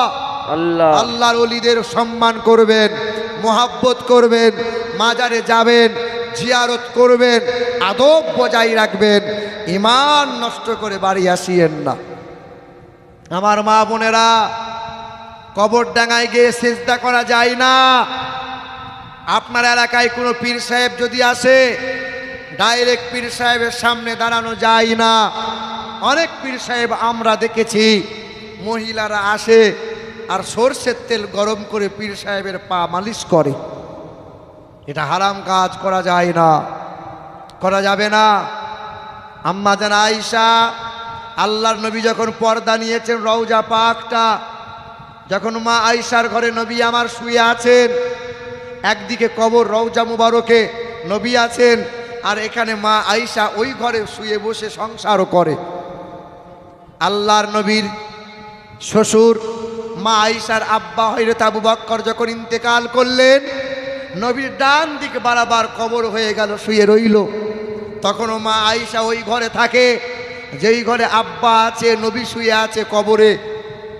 আর ওমরে ফারুক যখন ইন্তেকাল করবেন, আব্দুল্লাহ নামক ওই সাহাবী ওমরে ফারুকের সন্তান এসে বলছেন, মা, আম্মা জান আয়েশাকে বললেন, নবীর বাম দিক বরাবর আমার আব্বা শুতে চাইছে, একটু শোয়ার জায়গা করে দেন।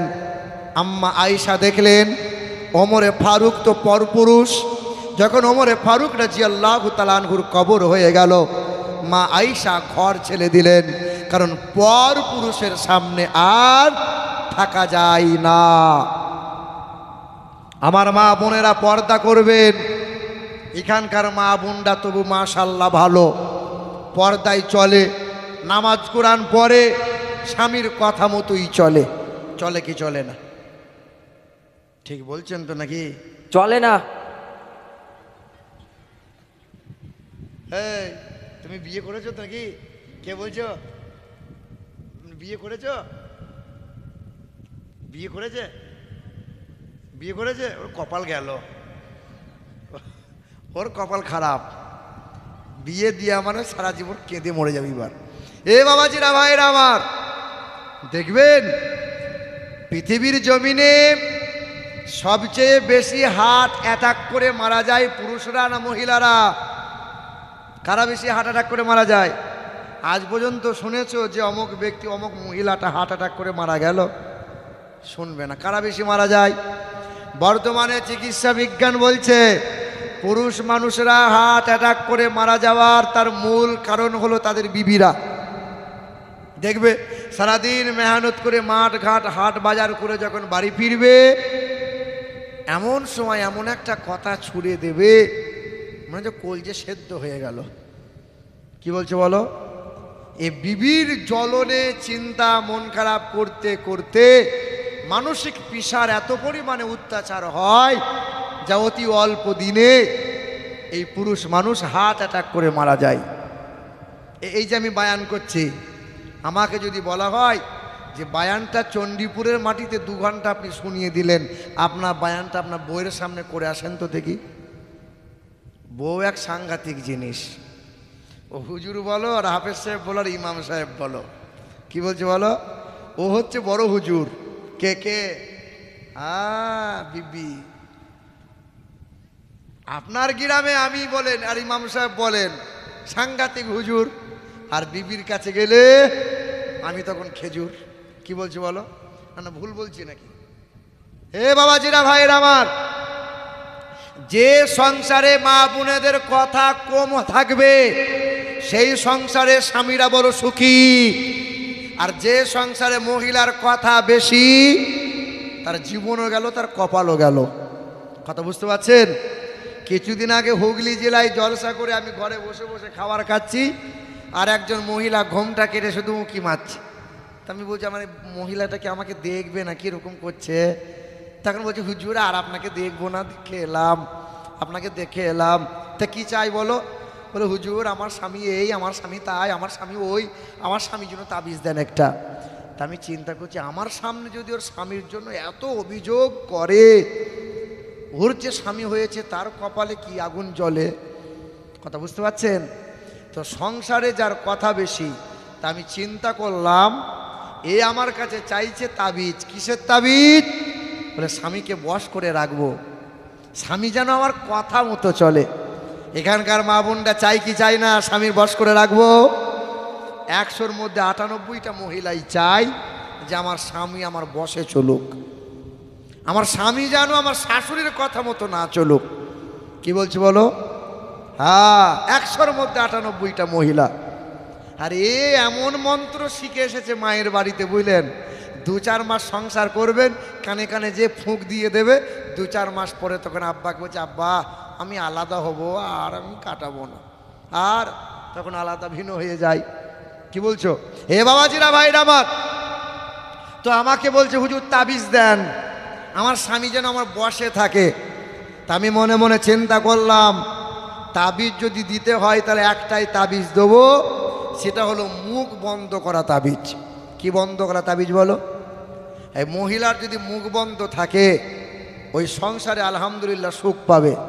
কিছু মহিলা হিজাব করছে আবার স্বামীকে তুই তুকারি করছে, কিছু মহিলা বোরখা পরে হিজাব পরে আবার স্বামীকে গাল বন্ধ করে সুযোগ পেলে। বলো বলো ঠিক কিনা বলছি? ঠিক না ভুল?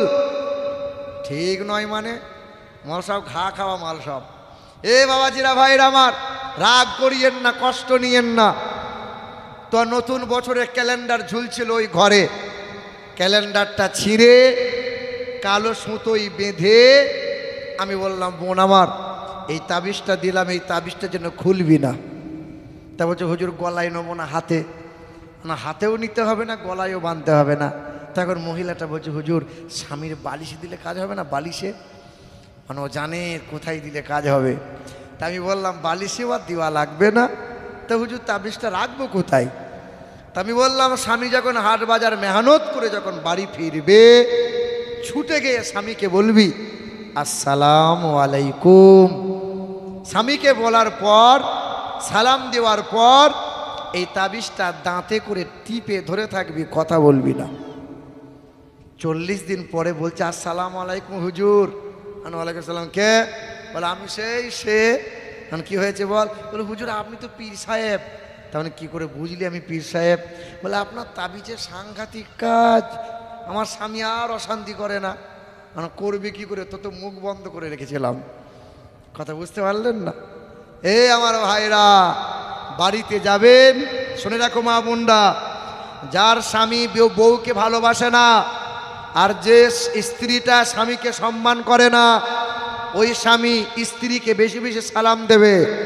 নবীজি বলেছেন ওই বিবিরা বেশি বেশি সালাম দেবে, ঘন ঘন সালাম দেবে তার স্বামীকে, ঘন ঘন সালাম দেবে।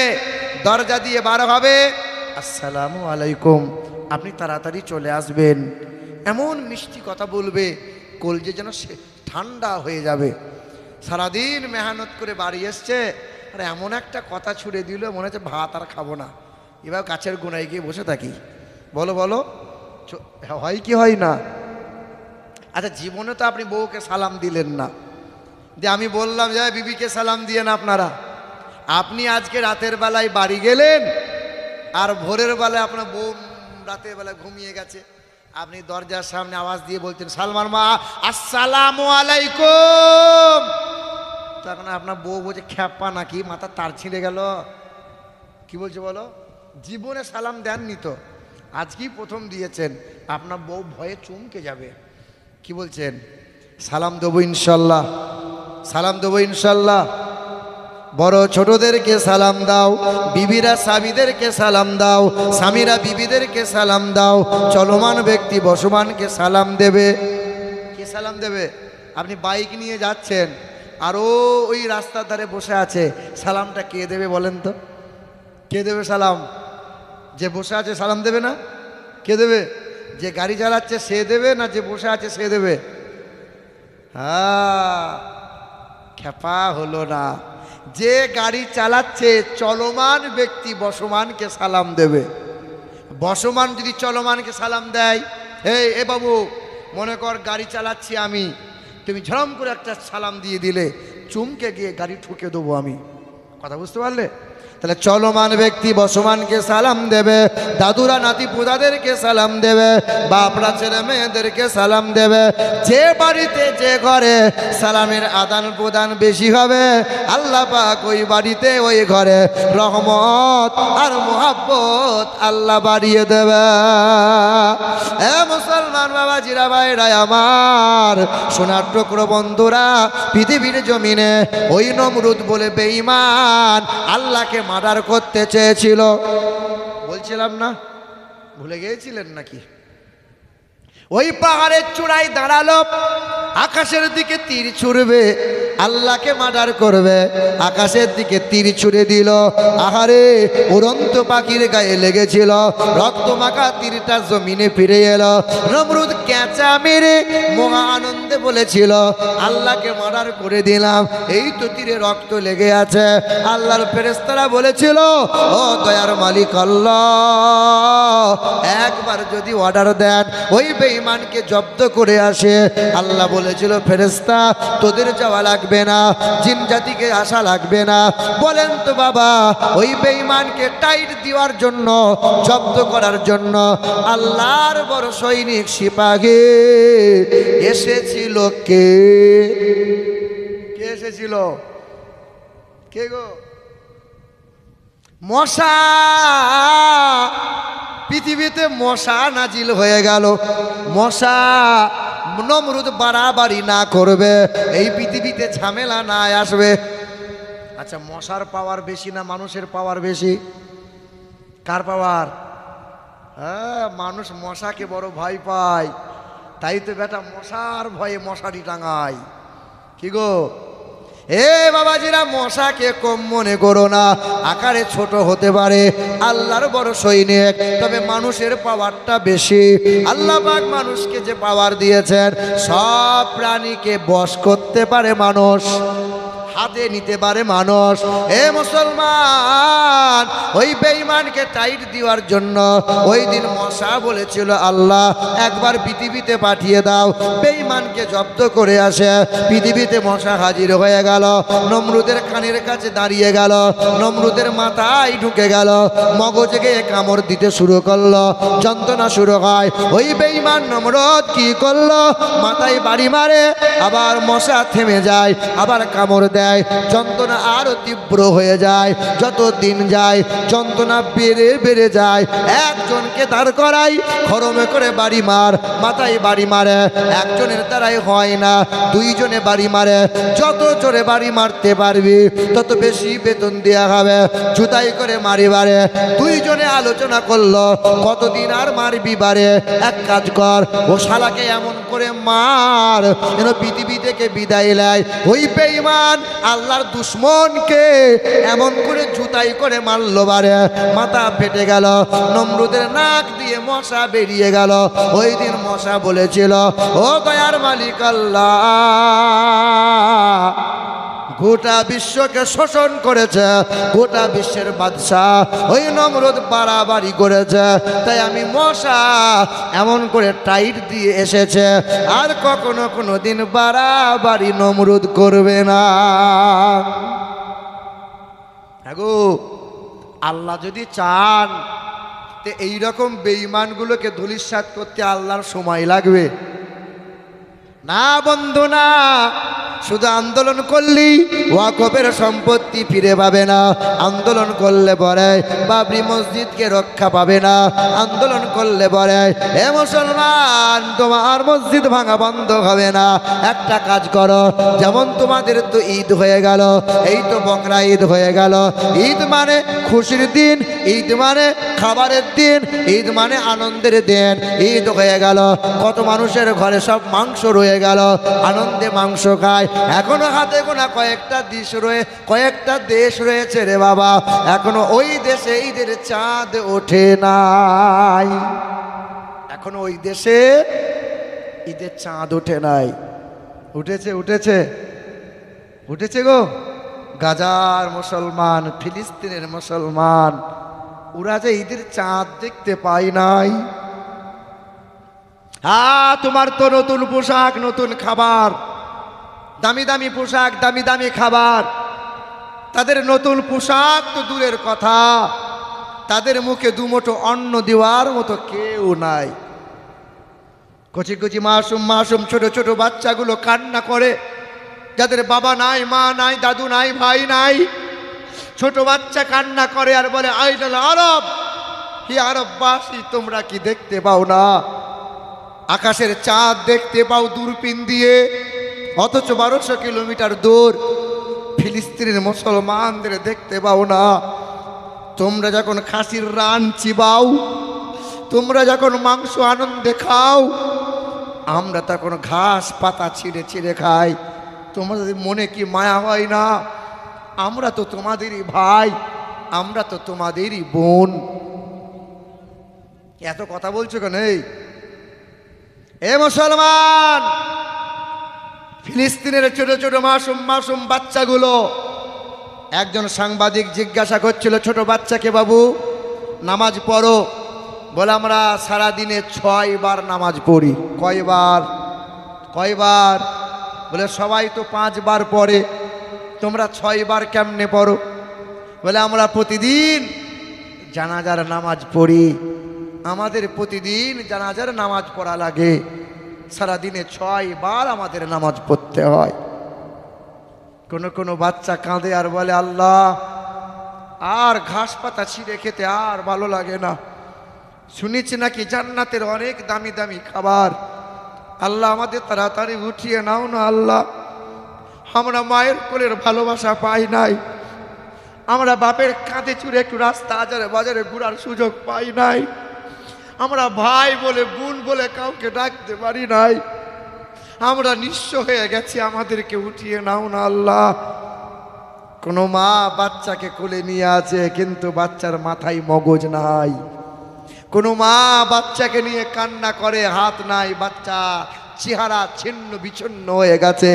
আল্লাহর দরবারে বাচ্চাকে তুলে দিয়ে বলেছে, মালিক, তোমার রাহে কুরবান করে দিয়েছি। বলো মুসলমান, আমরা কি দিলাম তোমার বোনের জন্য, আমার ভাইয়ের জন্য? তারা তো আমারই ভাই। শুধু আন্দোলন করলেই হয় না, সিজদায় পড়ে চোখের পানি ফেলো আর মহান মালিকের দরবারে, আল্লাহ পাকের দরবারে কান্না করে বলো, আল্লাহ, তুমি যেমন নমরুদ বেঈমানকে শায়েস্তা করেছো মশা দিয়ে, আল্লাহ এই জালিমগুলোকে আল্লাহ তুমি যদি চাও তো 1 সেকেন্ড লাগবে না ধ্বংস করতে। আল্লাহ জালিমগুলোকে ধ্বংস করে দাও আর মাজলুমগুলোকে হেফাজত করে নাও। আমাদের ছিল এক সোনালী অতীত, নারিয়ে দিতাম সব জালিমের ভিত। আমাদের ছিল এক সোনালী অতীত, নারিয়ে দিতাম সব জালিমের ভিত। আইন ছিল শুধু ইনসাফের, জুলুম রুখে দিতে হতো না দেরি। আমাদের সে অতীত হারিয়ে গেছে, আমাদের সে অতীত হারিয়ে গেছে। মাজলুম আজ তাই কেঁদে মরে, হারিয়েছি যা তা কি পাবো ফিরে, হারিয়েছি যা তা কি পাবো ফিরে। তুমি না জাগিলে তাকে কে ফিরাবে? ইয়া শাবাব ইস্তাইকে, হে যুবক জেগে ওঠো। জোরে বলি নারে তাকবীর, নারে তাকবীর, নারে রিসালাত, নারে হায়দারি, নারে হায়দারি, মাসলাকে আলা হযরত উলামায়ে আহলে সুন্নাত। নারে তাকবীর, নারে রিসালাত। কষ্ট হচ্ছে আপনাদের? বলুন তো, শুধু ঘাড় নড়িয়ে দিচ্ছেন।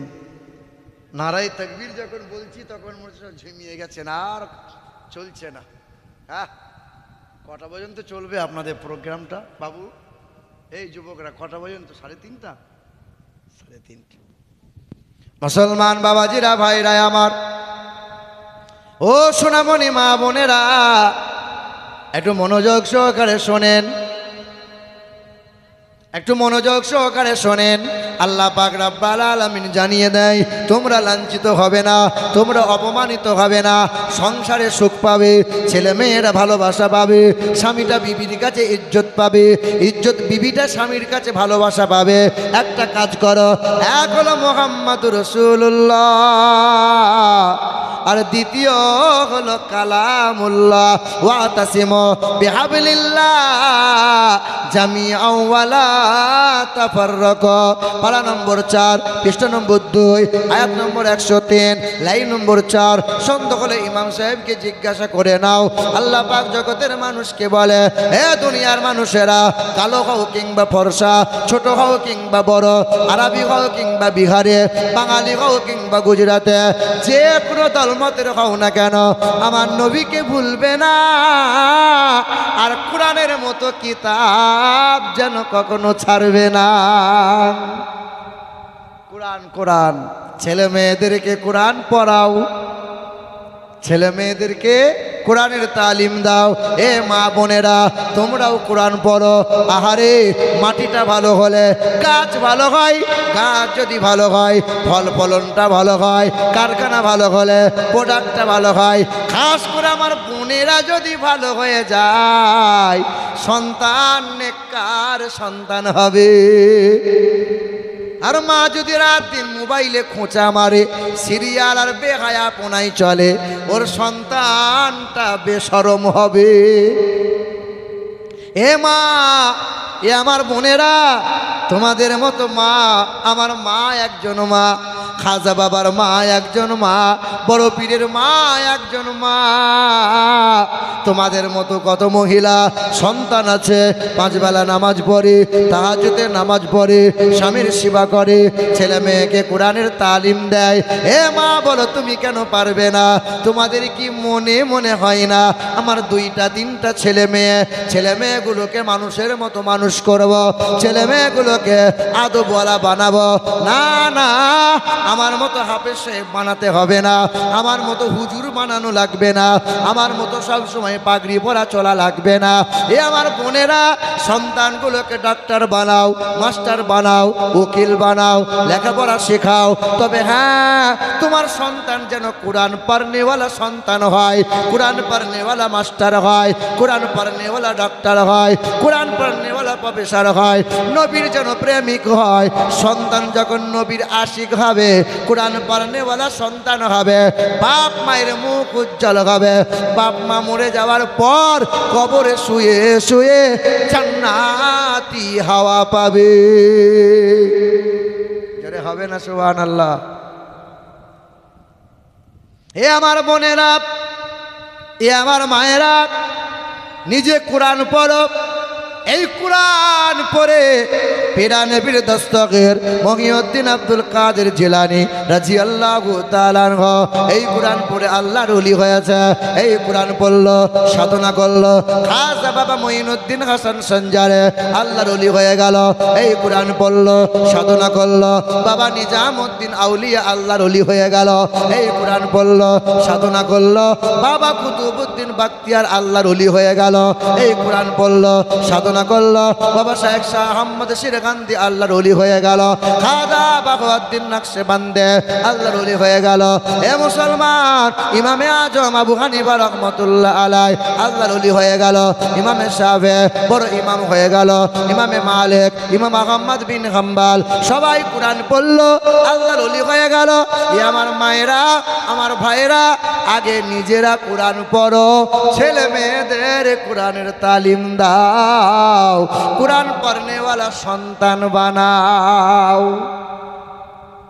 না না, মায়ের পেট থেকে কাল ভূমিষ্ঠ হয়েছে আর আজ থেকেই মোবাইল ধরিয়ে দিয়েছি।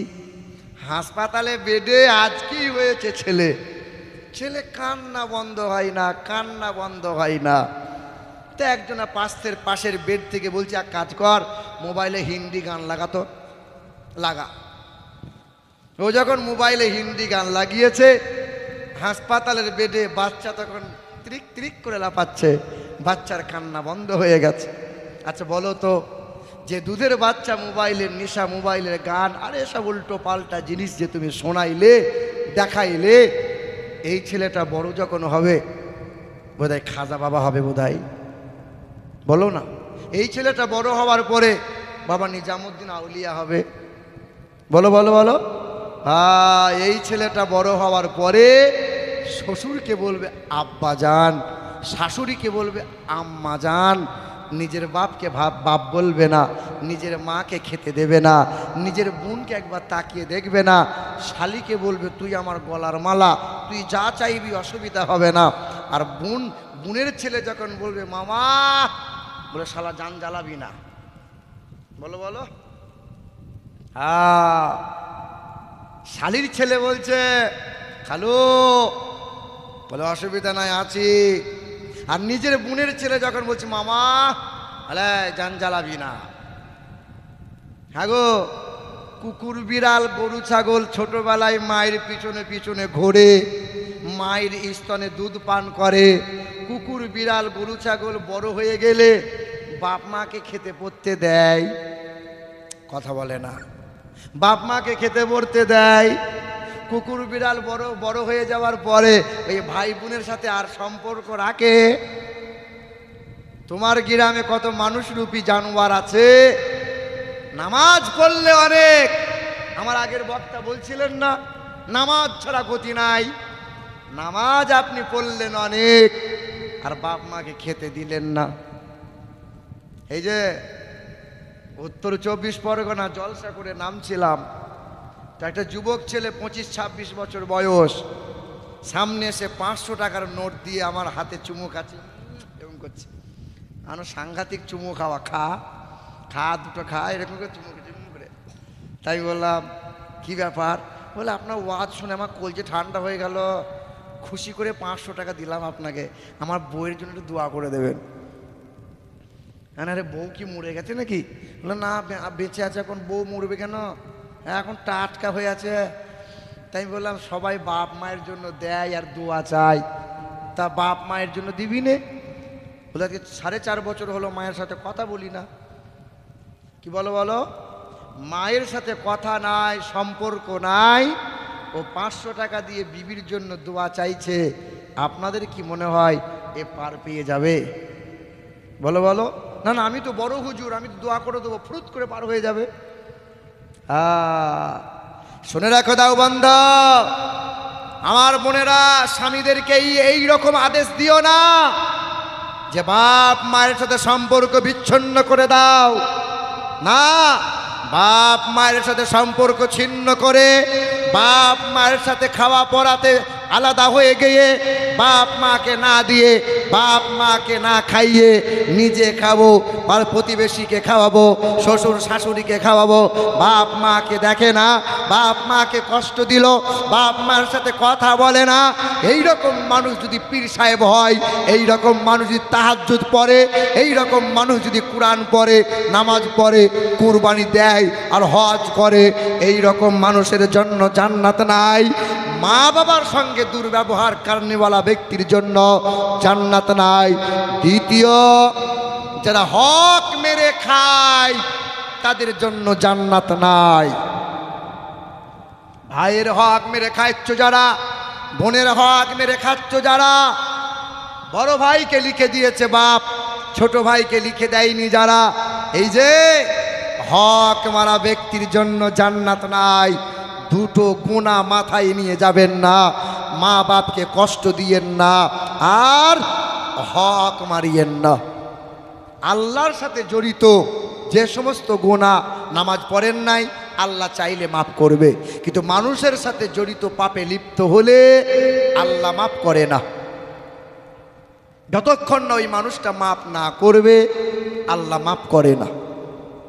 আমার বাবা জিরা ভাইরা আমার, কোরআন পড়ো, ছেলে মেয়েদেরকে কোরআনের তালিম দাও। হাফেজ সাহেব মৌলভী সাহেব যারা কোরআন বুকে নিয়েছে তারা, ইমাম সাহেব যারা কোরআনকে ভালোবাসে তারা, ওই ইমাম সাহেবরা বাপ মাকে কষ্ট দিতে পারবে না। ইমাম সাহেব হাফেজ সাহেব যারা মৌলভী সাহেব যারা তারা কখনো সুদের কারবার করে না। হাফেজ সাহেব যারা ইমাম সাহেব যারা লটারি কাটতে পারে না, জোয়ার আসরে কোনোদিন বসতে পারে না। ইমাম সাহেব যারা হাফেজ সাহেব যারা তারা কখনো হারাম খেতে পারে না। কারণ হলো তাদের বুকে আছে নবী মুহাম্মদ রাসূলুল্লাহ, আর তাদের বুকে আছে আল্লাহর কালামুল্লাহ। কি আছে? মুহাম্মাদুর রাসূলুল্লাহ। দ্বিতীয় কালামুল্লাহ।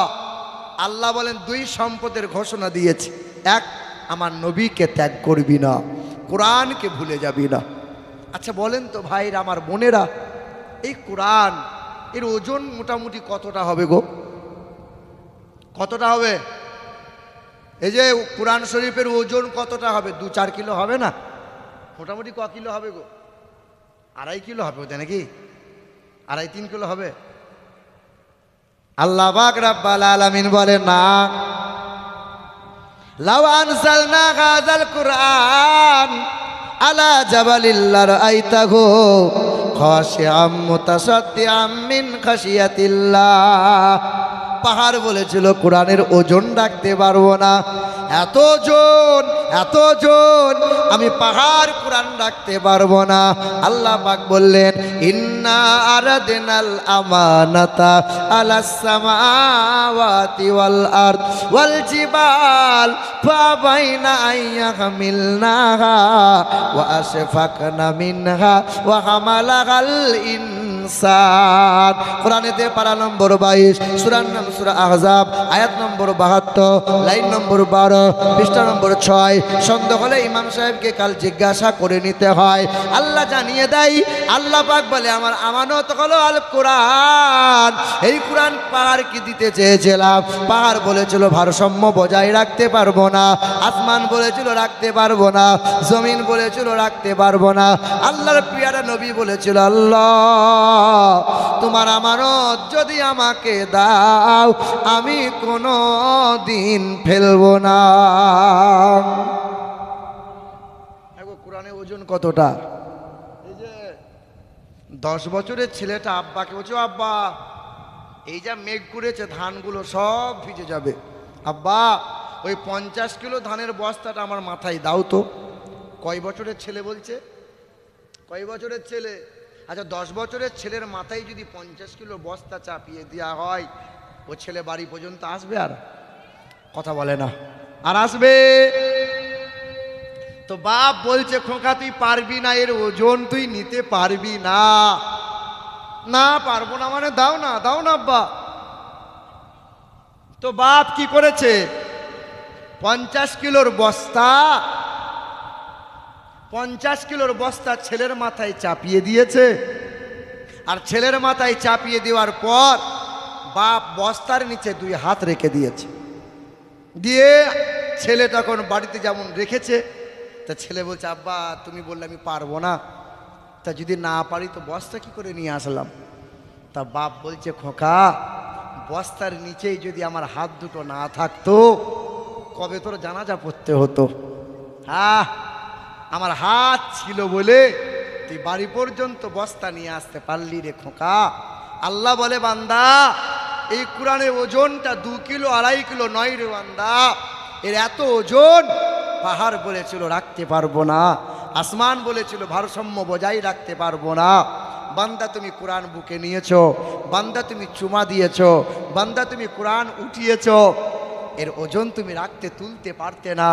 আমি আল্লাহ কোরআনের নিচেই কুদরতি হাত আমার রাখা আছে, কুদরতি হাত আমি রেখে দিয়েছি, তাই বান্দা তুমি কোরআন নিতে পারো। আমার ভাইরা আমার বোনেরা, এটা হলো সেই কোরআন। পৃথিবীতে কত মানুষ টিউশনি পড়ায়, ছেলেদের বাচ্চাদেরকে বর্ণ পরিচয় বই পড়ায়, অ আ ক খ বলো বাপ।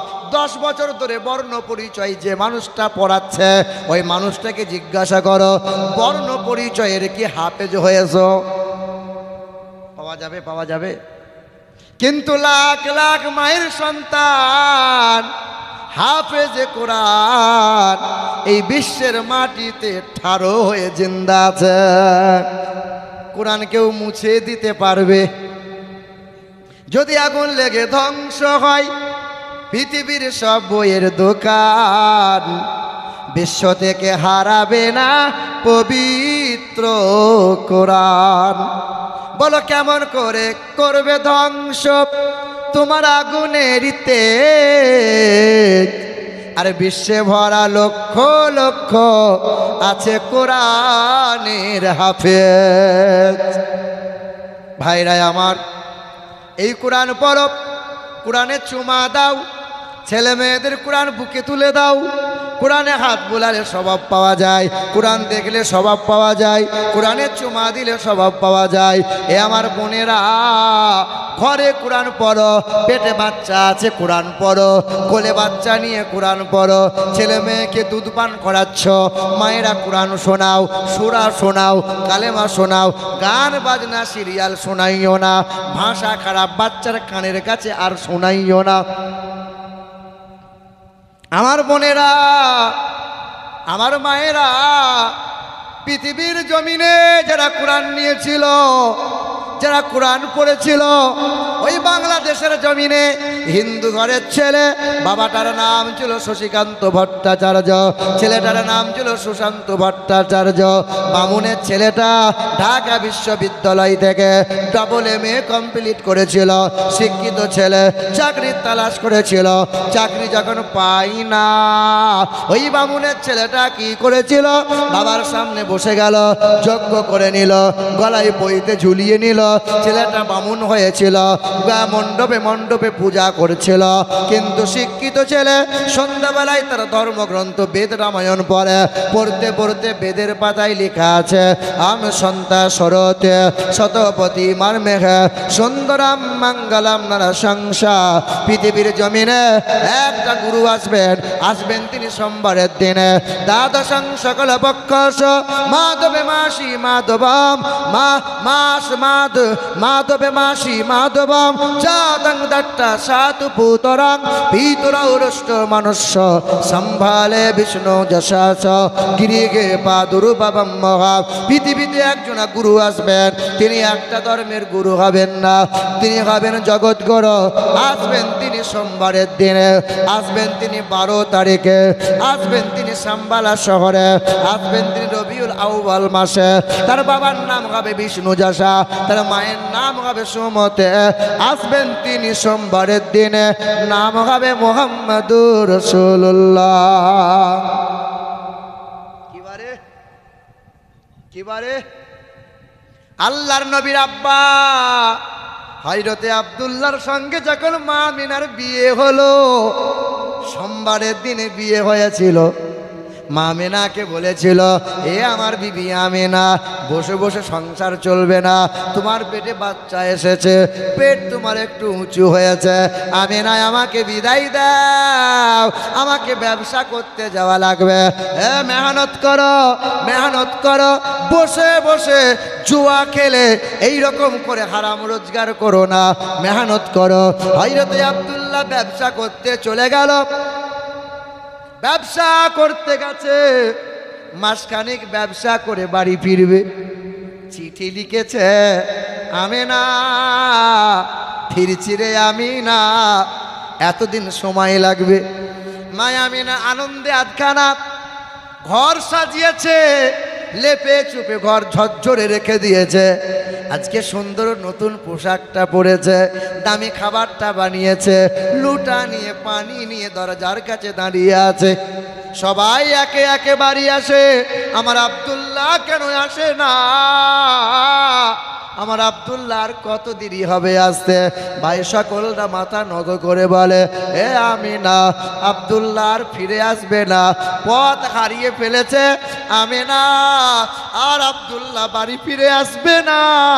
এমন একটা পথ ধরে নিয়েছে যে ওই পথ থেকে আর বাড়ি ফিরার পথে আসবে না।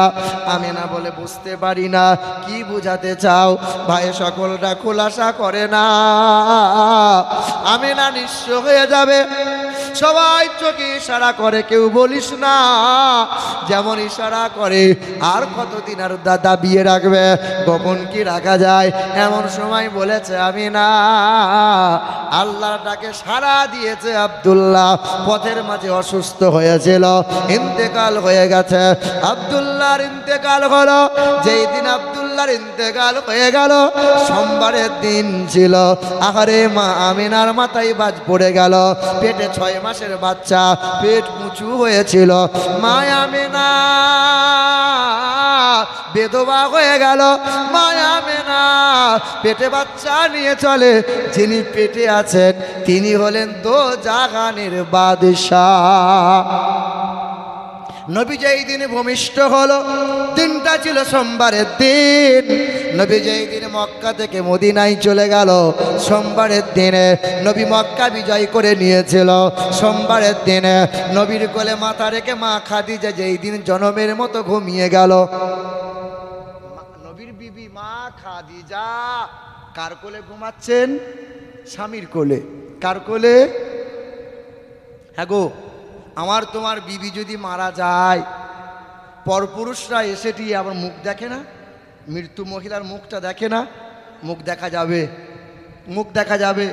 আচ্ছা, কোনো পুরুষ কোনো মহিলা যখন মারা যায়, গোসল দেওয়ার সময় পর্দা করা হয় না? যে পুরুষটা জীবন বড় ন্যাংটা জাঙ্গিয়া পরে আর বেহায়াপনা গোসল করলো, মরে যাওয়ার পরে বলছে তাকে পর্দা করতে হবে। হ্যাঁ গো, পর্দা আর লজ্জা বেঁচে থাকতে করতে হয় না, মরার পর। হ্যাঁ বলো বলো, বেঁচে থাকতে মা বোনেরা পর্দা যদি করতে হয়, বেঁচে থাকতে পর্দা করতে হয়। কার কোলে মাথা রেখে মা খাদিজা ঘুমাচ্ছেন? স্বামীর কোলে। কবরে কে নামবে? বিবির কবরে কে নামবে? কে নামবে? বলো বলো না, বিবির গোসলটা কে দেবে? আরে এইরকম মহিলা পাওয়া যায় না, মহিলা পাওয়া যায় না। বিবির গোসলটা স্বামী দাও, আর স্বামীর গোসলটা না হয় বিবি দাও। বলো বলো। ও মরার দিনে গলা ধরে শুধু অভিনয় করে কান্না, দেখো শুধু সুর করে কান্না আর কান্না। নবী বলেছেন এই কান্না কেঁদো না, এই কান্না কাঁদলে পরে অভিনয়, এই সুর করে, এই ঢং করে কান্না, এটা লোক দেখানি কান্না। পাড়ার মেয়েরা বলছে খা, না খেলে কি কাঁদতে পারবি, খা খা। স্বামী শুয়ে আছে, মরে আছে, এ তখন হাম হাম করে 1 থালা খাবার খেয়েছে। খাবার খেয়ে আবার কপালে হাত দিয়ে সুর করে করে এক দুলে দুলে কান্না করে। এই কান্না যে কাঁদা যায় না। এ মায়েরা, স্বামীর কোলে মানে নবীর কোলে মাথা রেখে শুয়ে মানে ঘুমিয়ে গেল হযরতে মা খাদিজাতুল কুবরা। নবীজির প্রতি কোরআন যেই দিন নাজিল হলো, সোমবারের দিনে নবীজি পৃথিবী থেকে যেই দিন বিদায় নিল, সোমবারের দিন ওই বামুনের ছেলেটা বাংলাদেশে বাড়ি, বাবার সামনে দাঁড়িয়ে বলেছিল, বাবা পৃথিবীর জমিনে জগৎগুরু কে হবে বাবা? সেই দিন বাবা বলেছিল শ্রী চৈতন্য হবে, কেউ বলে গুরু নানক হবে, কেউ বলে মহাবীর হবে। না বাবা, অন্তিম মহামানব হবেন তিনি, চেহারা দিয়ে সুগন্ধ বার হবে, চারজন সহচর হবে তার, তিনি আসবেন সোমবারের দিনে, নবী মুহাম্মদুর রাসূলুল্লাহ। বাবা আমি কোরআন পড়ব। বাবার কাছে অনুমতি নিয়ে রাতের বেলায় বামুনের ছেলে বামুন কোরআন পড়তে গেল ইমাম সাহেবের কাছে। ইমাম সাহেব বলে, খোকা বামুনের ছেলে কোরআন পড়বি? বলে হ্যাঁ। বলে মুসলমানের ছেলেরা শুধু মোবাইলে খোঁচা মারবে, কোরআন পড়ে না। কোরআন পড়ে পড়ে এ জলসা কমিটি, এই যে ছেলেগুলো সব জলসা দিয়েছে, আবার পরের বছর একটা তাগড়াই হুজুর নিয়ে আসবে, আবার জলসা হবে। এদের মনে মনে ধারণা, বছরে যদি একবার জলসা দিই কেউ ঠেকাতে পারবে না, ফুরুত করে জান্নাত চলে যাবে, অসুবিধা হবে না। আর সব ব্যাচ পরে নিয়েছে বুঝলেন, আর শুধু ব্যাচ পরে একবার ঘরে যাচ্ছে, আর বউকে বলছে দেখ দেখ ব্যাচ দেখ কমিটি আমি। হে যুবক ভাইরা, কোরআন পড়া লাগবে তোমাদের, নামাজ পড়া লাগবে, আর বাপ মায়ের সঙ্গে কোনোদিন দুর্ব্যবহার করো না। ভাইরা আমার, ওই বামুনের ছেলে হিন্দু ঘরের ব্রাহ্মণের ছেলে ব্রাহ্মণ, আলিফ বেতে পড়েছিল, রাতের বেলায় গোসল করে আসে আর আলিফ বেতে পড়ে। ইমাম সাহেব বলে, বাবা পেশাব করে পানি নাও, পেশাব করে পানি না নিয়ে তুমি আলিফ বেতে পড়বে না। 3 মাস আলিফ বেতে পড়লো। ওই বামুনের ছেলেটা কোরআন পড়া শিখে নিল। ওই ছেলে এত মধুর গ্রন্থ কোরআন তেলাওয়াত করে আর পূজা অর্চনা করে না। বাবা বলেছিল, খোকা কোরআন যেন পড়বি না। ওই দিন ওই মানুষটা কোরআন পড়া বন্ধ করে নাই, বাবা তেজ্যপুত্র করে দিল। ওই ছেলেটা কোরআন বুকে নিয়ে ঘর থেকে বেরিয়ে গেল, কলেমা পড়ে নিজের নামটা পাল্টে নাম রেখে দিল শহীদুল ইসলাম ভট্টাচার্য। কলেমা পড়ে ইমানদার হয়ে গেল, মাথায় টুপি রাখলো, গালে দাড়ি রাখলো, লম্বা পাঞ্জাবি পরে নিল। ওই নওজোয়ান যুবকটা আল্লাহর মুমিন পেয়ারা বান্দা হয়ে গেল। কোরআন পড়ে, নামাজ পড়ে, কিন্তু মুসলমানের ছেলে বলে সব ফাঁকি যেতে পারে, কিন্তু কুরবানির সময় কুরবানি বন্ধ হবে না। নামাজ বলে অসুবিধা নাই, জাকাত অসুবিধা নাই, কিন্তু ঋণ দেনা করেও কুরবানি দেওয়া চাই। কুরবানি না দিলে লোকে কি বলবে? বাপ রাগ করিয়েন না, কষ্ট নিয়েন না। বা কুরবানি আপনি দিয়েছেন, আপনি ওয়াজিব পালন করেছেন, আপনি ওয়াজিব পালন করেছেন। হে বাবাজিরা, ভাইরা আমার, আল্লাহ পাক বলছেন এক মুহাম্মদুর রাসূলুল্লাহ, দ্বিতীয় কালামুল্লাহ। আপনারা মালদাহ জেলাতেই বাস করছেন। থানা কোন থানা? ইংলিশ বাজার থানা। এই ইংলিশ বাজার থানার আন্ডারে একটা ঘটনা ঘটেছিল। গ্রামের নাম আমার বলা নিষেধ, তাই বলতে পারছি না। 8 মাস আগের ঘটনা। আপনারা হয়তো শোনেন না, শুনবেন কি করে? আমার নিজের চোখে দেখা জানা। এই মালদাহ জেলায় ইংলিশ বাজার থানার আন্ডারে একটা গ্রাম আছে। ইমাম সাহেব বলছিল যে ওই গ্রামে একজন কালো আলকাতরার মতো দেখতে ময়লা মানুষ, যে মানুষটা জীবনে কোরআন পড়া জানতো না, সকাল সন্ধ্যা মসজিদে ঝাড়ু মারতো, কিন্তু অজু বানাইয়ে সকাল সন্ধ্যা প্রতিদিন কোরআন আঙুলে হাত বোলাতো, পাতায় উল্টায় আর কোরআনে হাত বোলায়, লাইনে লাইনে হাত বোলায়। ওই আল্লাহর বান্দাটা দুপুরবেলায় ইমাম সাহেবের কাছে খেয়েছে। দুপুরবেলায় খাবার পরে ইমাম সাহেবের পাশে মসজিদে শুয়েছিল।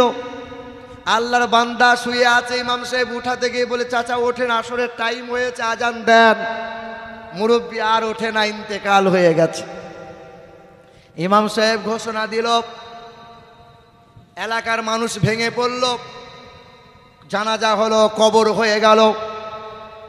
ইমাম সাহেব খুব ভালো সৎ পরহেজগার মানুষ ছিল। 6 দিন দিবাগত রাত ইমাম সাহেব রাতের বেলায় তাহাজ্জুদের নামাজ পড়ে মসজিদে তাসবিহ করছিলেন। হেলান দিয়েছিলেন বান্দা কখন যেন ঘুমিয়ে গেছে রাতের বেলায়, ভোরের বেলায়। ইমাম সাহেব তখন স্বপ্নে দেখছে ওই মুরব্বী বান্দাটা আর আলকাতরার মতো কালো নয়, চেহারা উজ্জ্বলিত নুরানি হয়ে গেছে। তার খাঞ্চা ভরা সামনে খাবার আছে, জান্নাতি মেওয়া, জান্নাতি খাওয়া, জান্নাতের বাতাস বইছে, আর তার কবরটা জান্নাতের বাগান হয়ে গেছে। ইমাম সাহেব জিজ্ঞাসা করে, চাচা কি এমন ভালো কাজ করলে বাপ, কি এমন ভালো কাজ করেছো?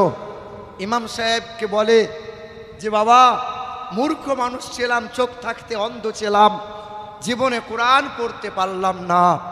তবে হ্যাঁ, শেষ জীবনে বড় তামান্না, কোরআন জীবনে পড়লাম না। কোরআন চুমা দিয়েছিলাম, কোরআনে হাত বুলিয়েছিলাম, কোরআন বুকে নিয়েছিলাম, আর সকাল সন্ধ্যা নবীজির মোহাব্বতে শতবার দরুদ শরীফ পড়েছিলাম। আর মালিকের দরবারে চোখের পানি ফেলে বলেছিলাম, মালিক আমি তো তোমার অজ্ঞ নাদান গুনাহগার, জীবনে গুনাহ কম করি নাই, কোরআন বুকে নিয়েছি, তোমার নবীর নামে দরুদ পড়েছি, আল্লাহ আমাকে মাফ করে দাও। আল্লাহ, কোরআনে বান্দা হাত বুলানো, কোরআন পড়তে পারে না, নবীর নামে দরুদ পড়েছিল। এই 2 সম্পদ, এক মুহাম্মদুর রাসূলুল্লাহ, দ্বিতীয় কালামুল্লাহ বুকের মধ্যে জড়িয়ে নিয়েছিল। তাই তো আল্লাহ তার কবরটা জান্নাতের বাগান বানিয়ে দিয়েছিল। এ বাবা, আপনারা 1000, 2000, 100, 10, 20 বহু মানুষ দান করেছেন। কোরআন নিয়ে আলোচনা হচ্ছিল, আমি মুসাফির হালতে আছি, টাকা কালেকশন করতে আসি নাই। আমি দুটো কথা আপনাদেরকে শোনাতে এসেছিলাম। এই দুই কথা, এক হলো মুহাম্মদ সাল্লাল্লাহু আলাইহি সাল্লাম।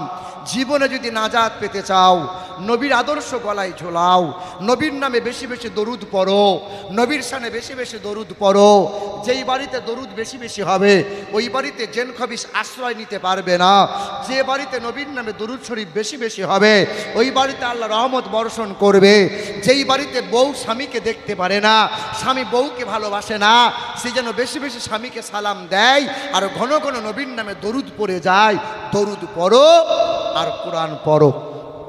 এই দুই সম্পদে দেখবে আল্লাহ তোমাকে সংসারে সুখ দেবে, পরকালেও তুমি নাজাত পাবে। কিন্তু বাপ, কোরআনের পারা কয়টা? এই যে কোরআনের পারা কয়টা? 40টা, 30টা পারা। বাবা, 100 করে নগদ 30 জন মানুষ দেবেন, 100 করে টাকা, এক একটা পাড়ার হাদিয়া স্বরূপ। কেউ পারবে? 100 টাকা দেন তো, প্রথমে শুরু করেন তো, দেখি কার কাছে আছে। একজন মানুষ, আল্লাহর বান্দা, আসেন তো, 100 টাকা নিয়ে আসেন। না না, 1000 চাই নাই, 100 টাকা নিয়ে আসেন। আলহামদুলিল্লাহ। এই যে, এই নিয়ে আসো তো, দাও, মাশাআল্লাহ, 100 টাকা নিয়ে আসেন। মা বোনেরা, আমার মায়েরা এখানে সবচেয়ে বেশি। আমার একটাই বোন, আমার বংশে একটাই বোন, বিশ্বাস করেন, আমার একটাই বোন।